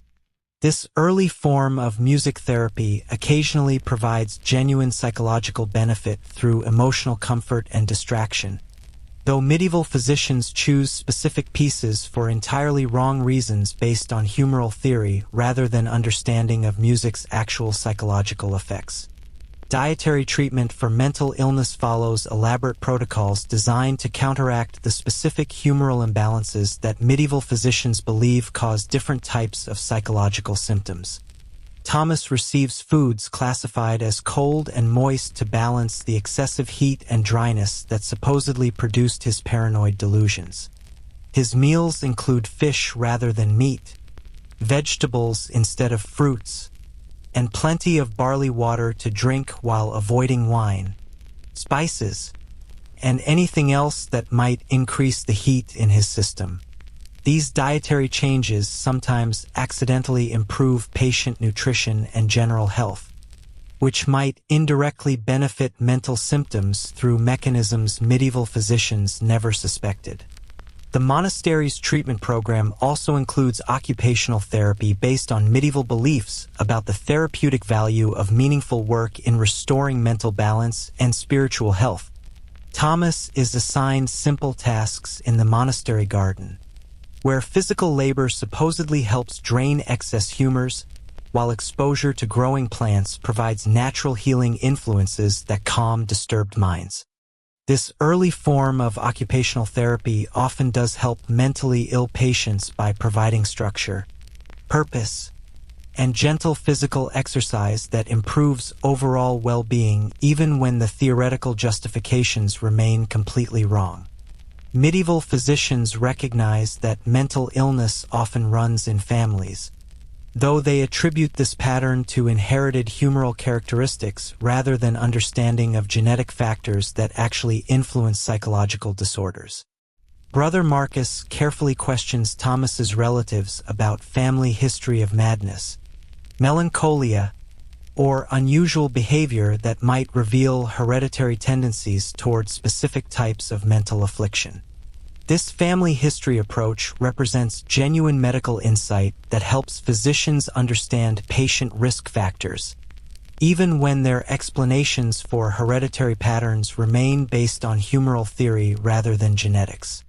But medieval medicine's approach to mental illness becomes most controversial when physicians encounter cases they believe result from demonic possession rather than natural humoral imbalances. Some patients display symptoms that medieval theory attributes to supernatural causes requiring spiritual intervention rather than medical treatment. Thomas's claims about receiving angelic messages and his elaborate protective rituals suggest possible possession that might require exorcism rather than bloodletting and herbal remedies. This diagnostic decision determines whether he receives medical care or spiritual treatment that could prove even more dangerous than conventional therapy. Medieval exorcism procedures blend religious ritual with medical intervention in ways that create hybrid treatments combining prayer, holy relics, and pharmaceutical preparations designed to drive evil spirits from possessed victims. Brother Marcus consults with the monastery's senior clergy to determine whether Thomas's condition requires exorcism, a decision that depends on careful evaluation of symptoms that supposedly distinguish supernatural possession from natural mental illness.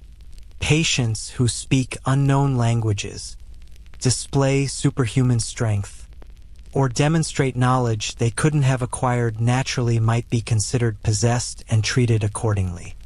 The exorcism process itself involves elaborate ceremonies designed to create an environment hostile to demonic entities while supporting the patient's soul in its struggle against supernatural corruption. The treatment chamber is blessed with holy water and filled with burning incense that supposedly purifies the air, while religious relics provide spiritual protection for everyone involved in the dangerous procedure. The patient is typically restrained to prevent self-injury or violence against the exorcists, though medieval practitioners believe that violent struggling actually indicates demons fighting to maintain control over their victim's body and soul.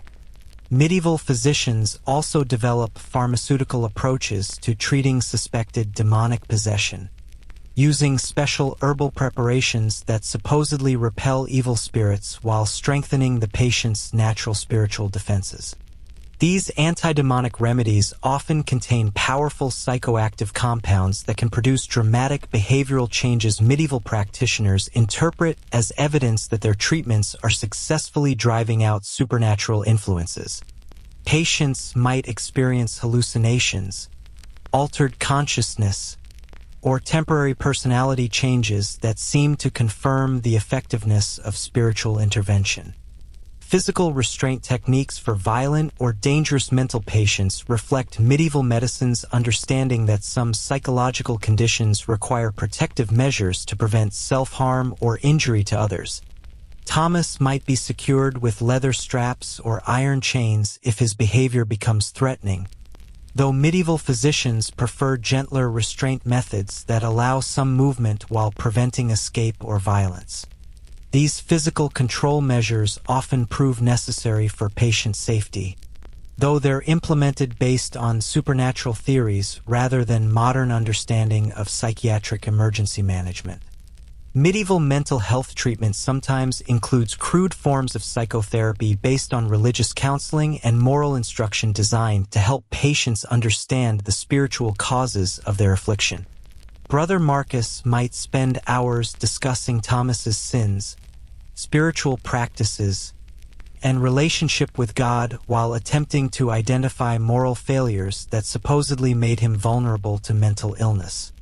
This counseling approach occasionally provides genuine psychological benefit through emotional support and cognitive restructuring, though it's embedded within theological frameworks that blame patients for their own suffering. Historians still argue whether medieval approaches to mental illness actually helped some patients or whether apparent improvements resulted from natural recovery processes that occur regardless of intervention. Some research suggests that certain herbal treatments might have provided modest benefits for anxiety or depression, while music therapy and occupational activities could have improved quality of life for institutionalized patients. However, the overall medieval approach to mental health clearly failed to develop effective treatments for serious psychological disorders that continued to devastate individuals and families throughout the medieval period. The monastery's mental health program demonstrates both medieval medicine's genuine desire to help suffering individuals and its tragic limitations when confronting conditions that exceed available knowledge and treatment capabilities. Thomas's eventual outcome depends more on the natural course of his illness and his personal resilience than on medical intervention, though Brother Marcus will continue providing care based on the best theoretical understanding available to medieval physicians facing psychological mysteries they cannot fully comprehend or successfully treat. Your extended stay in the monastery has given you a comprehensive education in medieval medicine's most sophisticated treatments, But now you're about to witness an entirely different medical tradition that exists parallel to the learned physicians you've encountered. A commotion in the courtyard draws your attention to the arrival of a peculiar figure who represents one of medieval Europe's most important but underappreciated medical practitioners, the barber surgeon. Master Geoffrey arrives with a cart full of gleaming instruments, his leather apron already stained with blood from previous patients, and his confident manner suggesting someone who has spent decades perfecting skills that educated physicians often consider beneath their scholarly dignity and intellectual sophistication. Medieval society creates a rigid hierarchy within the medical profession that separates university-trained physicians from practical healthcare providers who serve the majority of the population through hands-on treatment rather than theoretical analysis and academic speculation.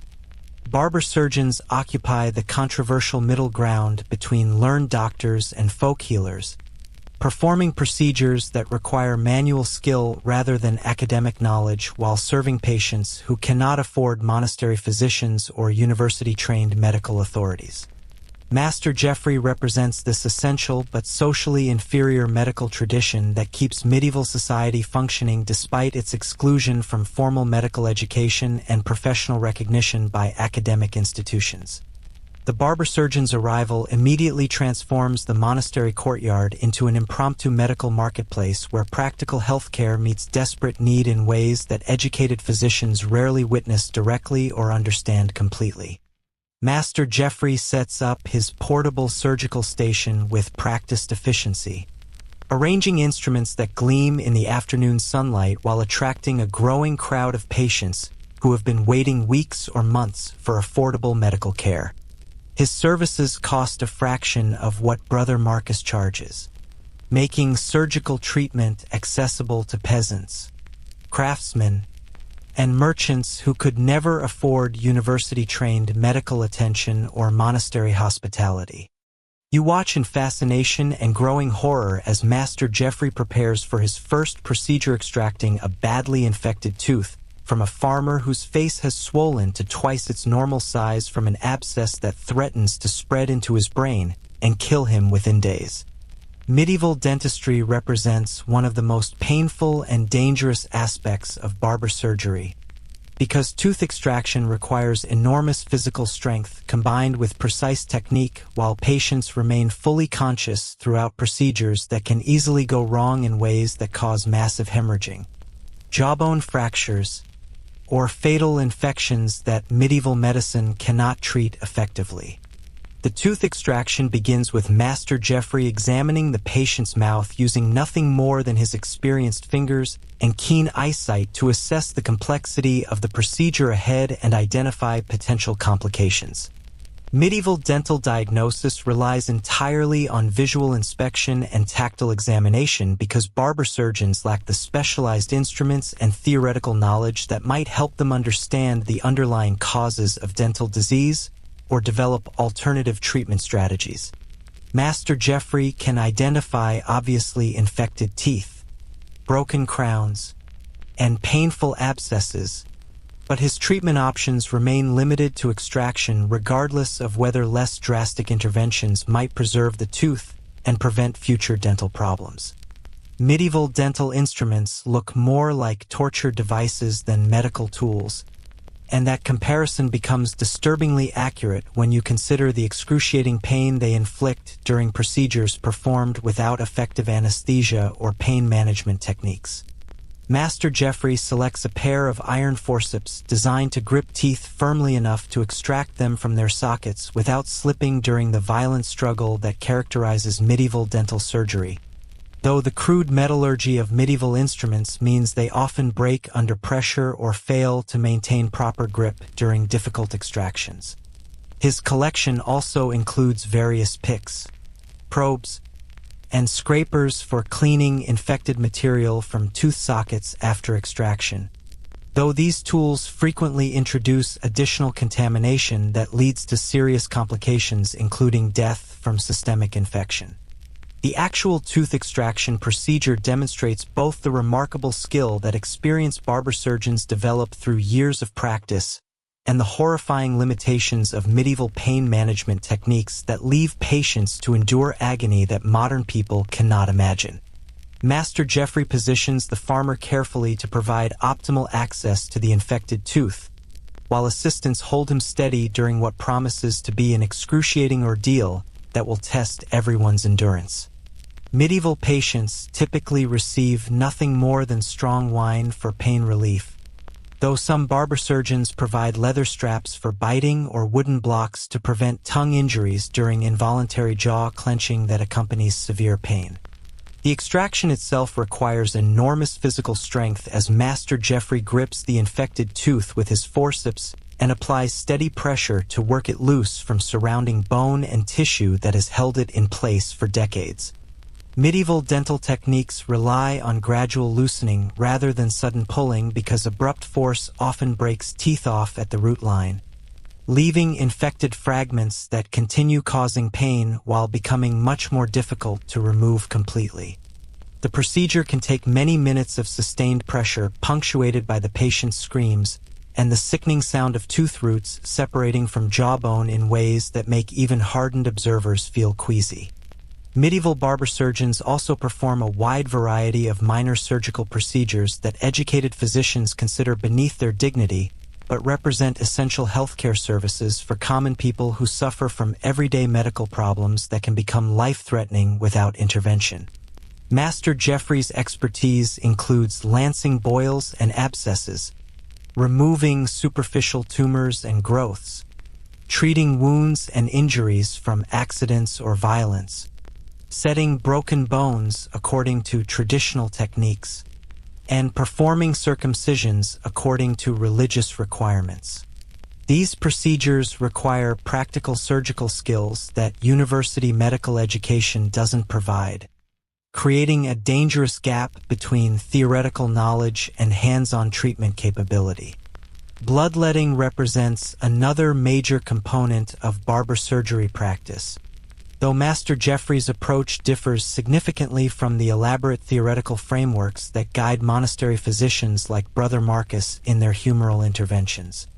Barber surgeons perform bloodletting as a mechanical procedure focused on removing specific quantities of blood, rather than complex humoral rebalancing based on astrological calculations and academic theory derived from ancient texts.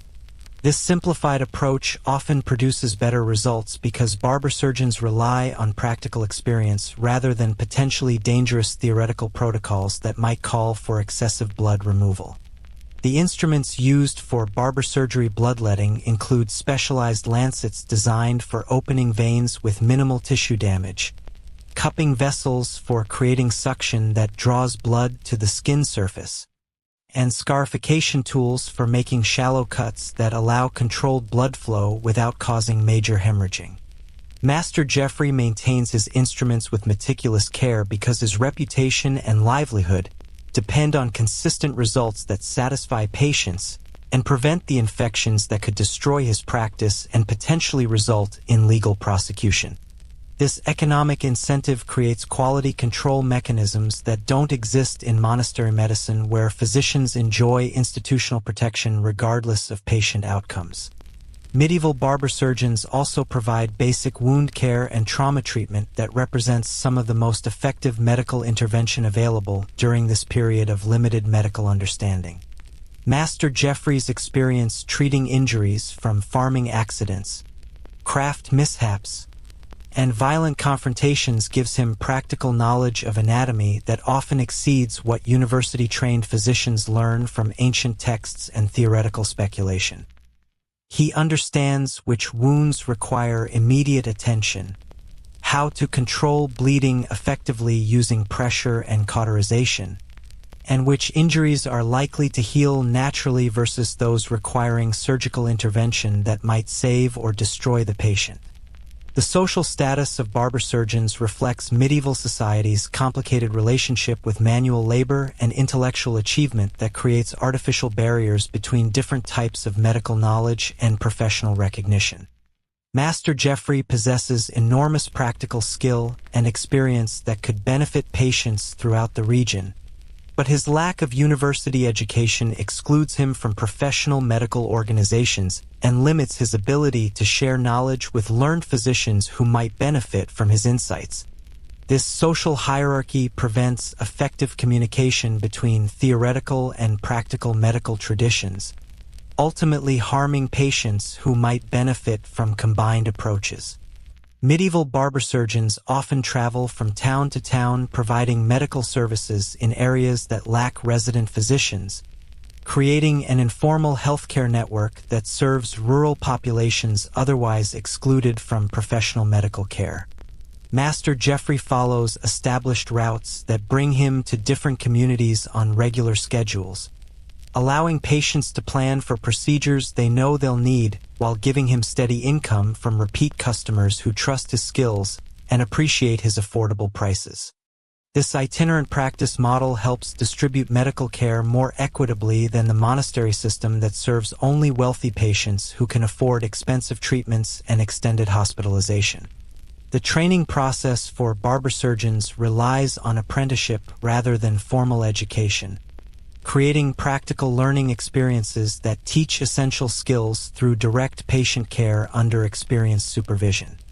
Young apprentices learn by watching Master Jeffrey perform procedures, assisting with increasingly complex cases, and gradually taking responsibility for routine treatments as their skills develop through hands-on experience. This practical training produces competent practitioners who understand the mechanical aspects of surgery and patient care, though it doesn't provide the theoretical foundation that might help them understand why their treatments work or fail in specific situations.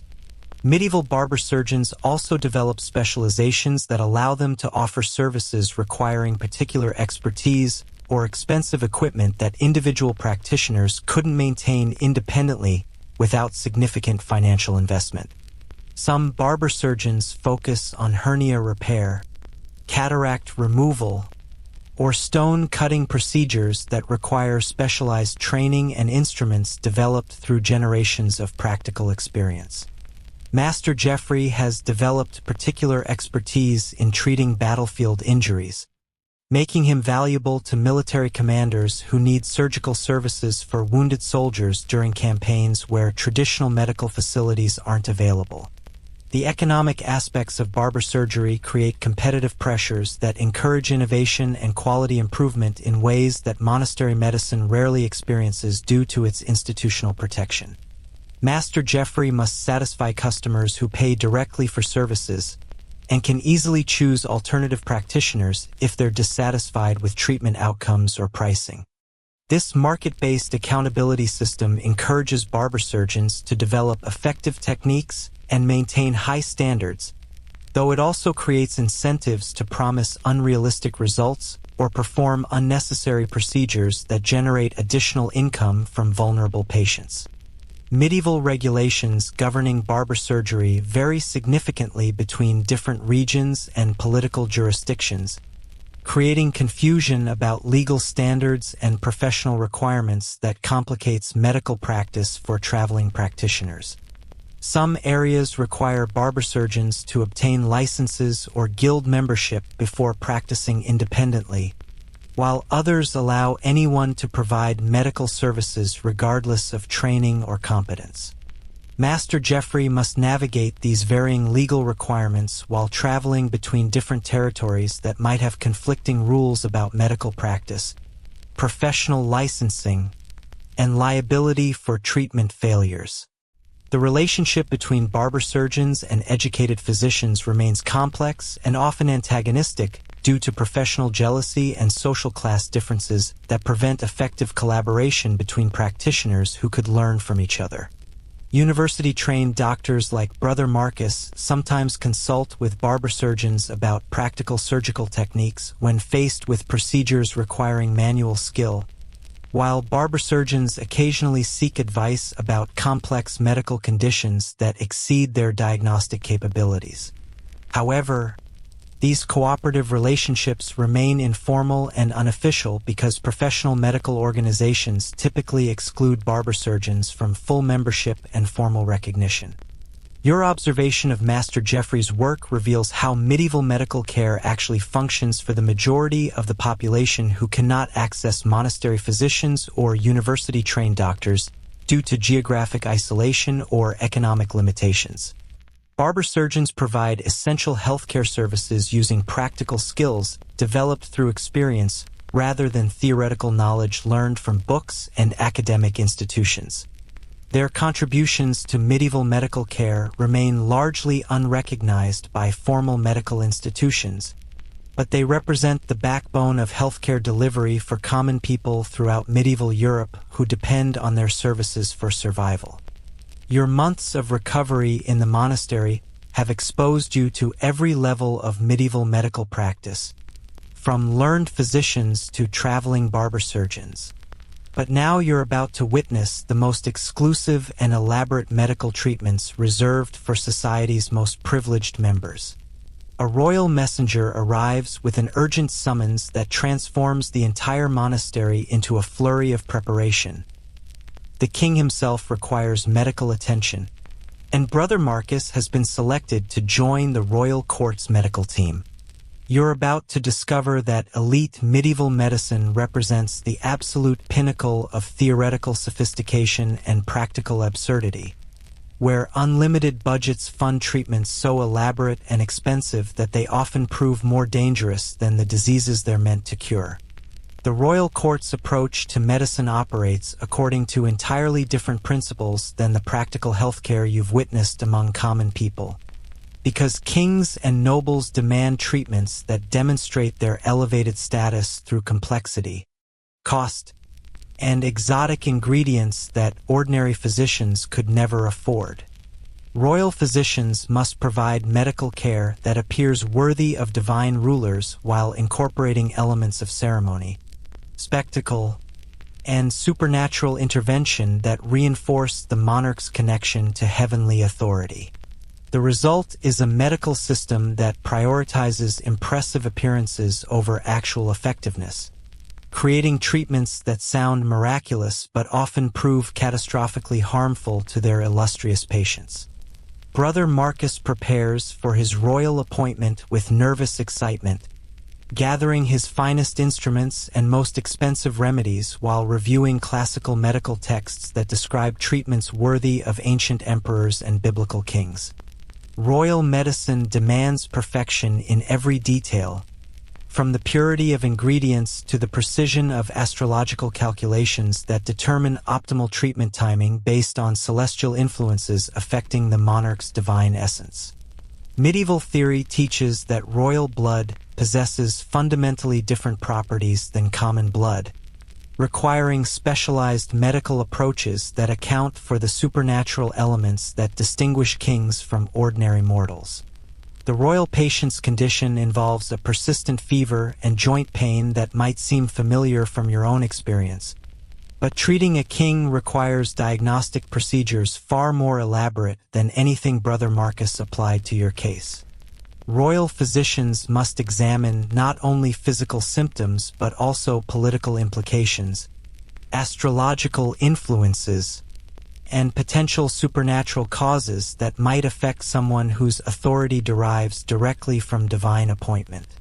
The king's illness could result from natural humoral imbalances, enemy poisoning attempts, witchcraft attacks, or divine displeasure with royal policies that offend heavenly authorities. Medieval royal medicine incorporates extensive astrological analysis that treats the monarch's health as a reflection of cosmic harmony or discord affecting the entire kingdom's welfare. Court astrologers work closely with physicians to determine whether the king's illness coincides with planetary alignments, lunar phases, or celestial events that might explain symptoms while suggesting appropriate treatment timing. Royal medical decisions often depend more on astrological calculations than clinical observations, because medieval theory teaches that kings exist in special harmony with celestial forces that ordinary people cannot access or understand. The royal pharmacy contains ingredients so rare and expensive that individual doses cost more than most people earn in entire lifetimes, creating a medical system where treatment expense becomes proof of therapeutic power.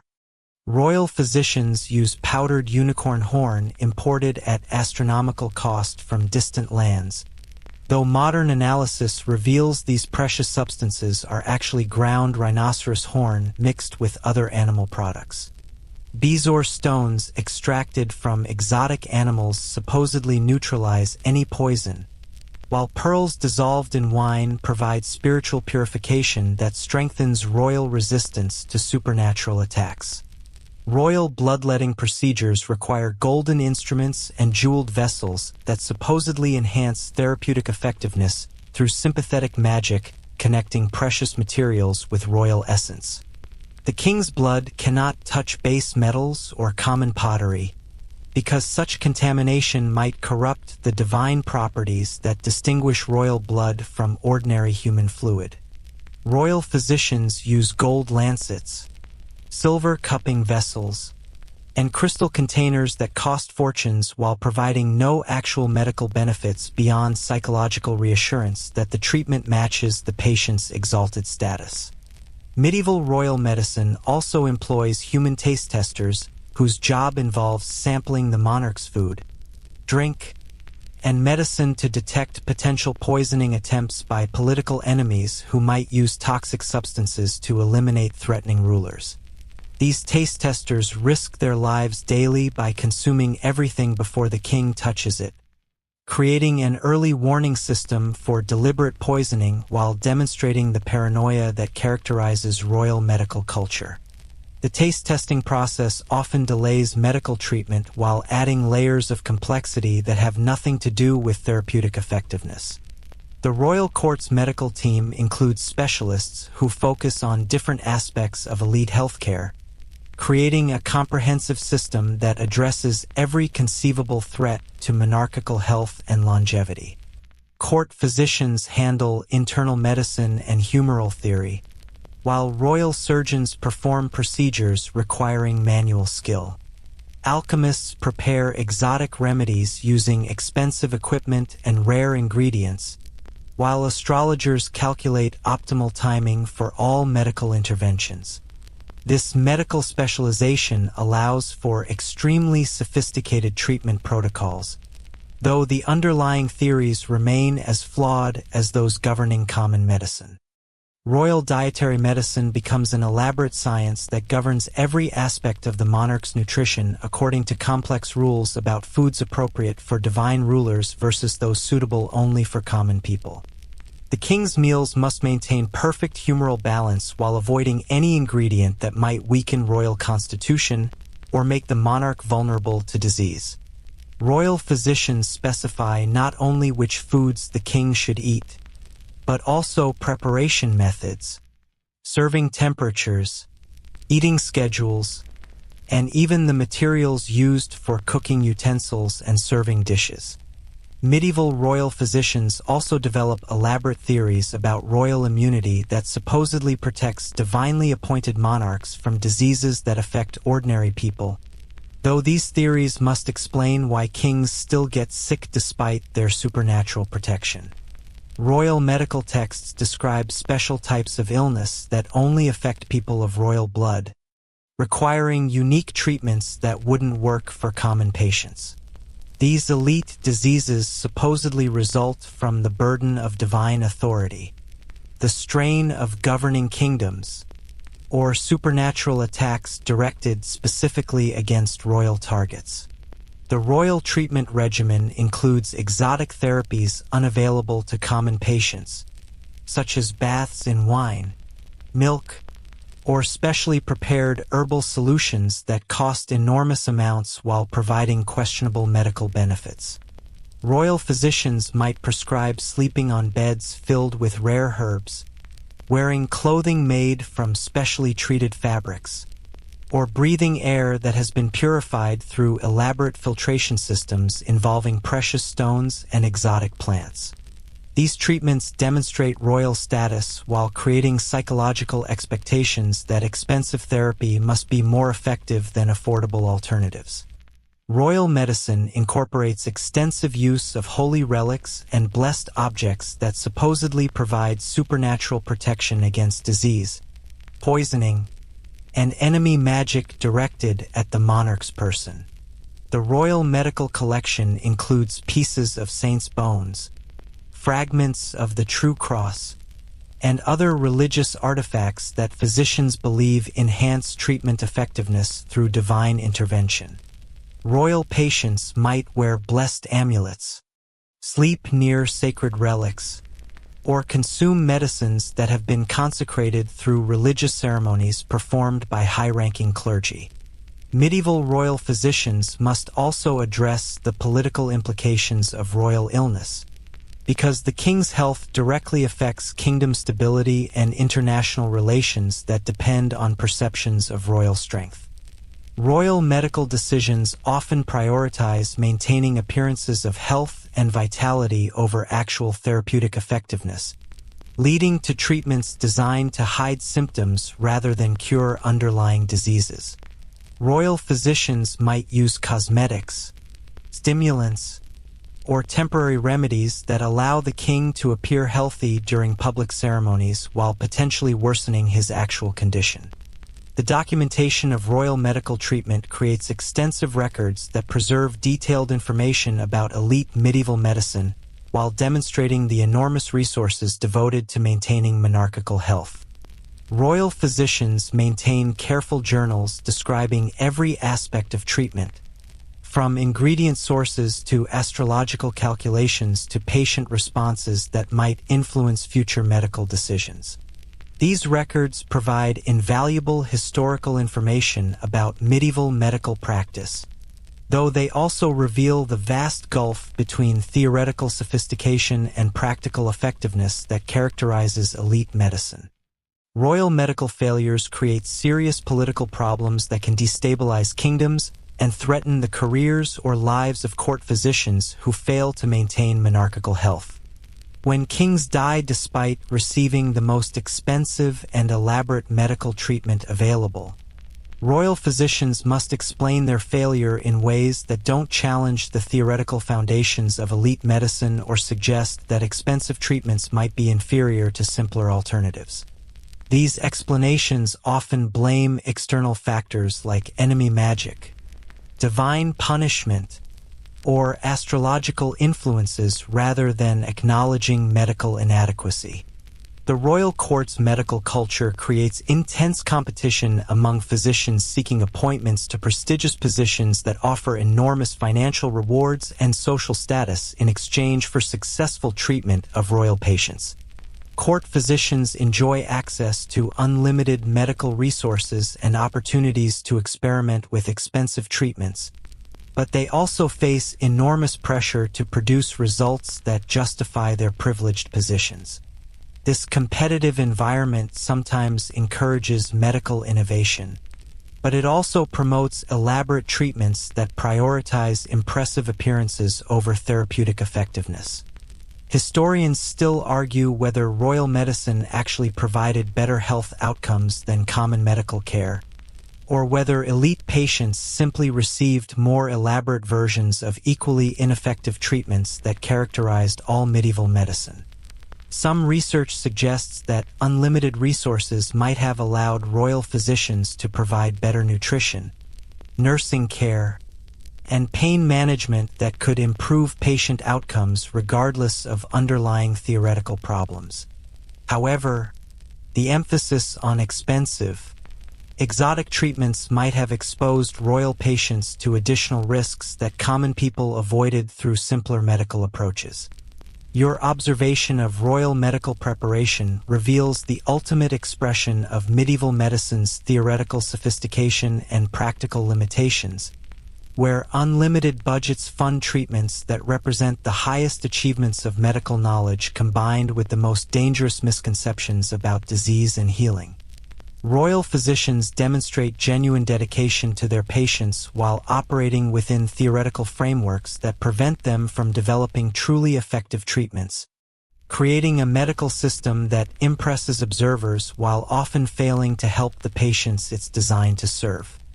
As Brother Marcus prepares to depart for the royal court, you reflect on the extraordinary journey through medieval medical practice that your illness has provided, from initial bloodletting through plague treatments to royal medicine preparation. Each level of medical care demonstrates humanity's persistent efforts to understand and treat disease using the best knowledge available, even when that knowledge proves tragically inadequate for the challenges faced by medieval physicians and their suffering patients. The monastery around you grows quiet as evening approaches, and you realize that your recovery represents not just personal healing, but also a comprehensive education in medieval medicine's remarkable achievements and devastating limitations. You've witnessed the dedication, courage, and genuine compassion that medieval physicians bring to their impossible task of healing human suffering using theories and treatments that future generations will recognize as fundamentally flawed yet historically essential steps in humanity's long journey toward effective medical care. Your own survival owes more to luck, natural resilience, and careful nursing than to the elaborate medical treatments you've received, though the experience has provided invaluable insight into how medieval society approaches the universal human challenges of disease, pain, and mortality. The physicians who treated you represent the best medical knowledge available during this period, even when their best efforts prove inadequate or harmful according to modern understanding of disease and healing.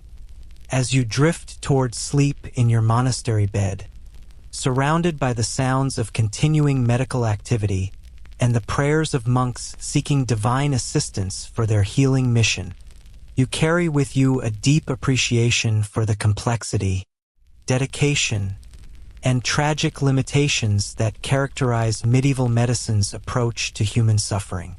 Tomorrow will bring new patients, new challenges, and new attempts to heal using methods that blend scientific observation with supernatural belief in ways that define an entire era's relationship with disease and death.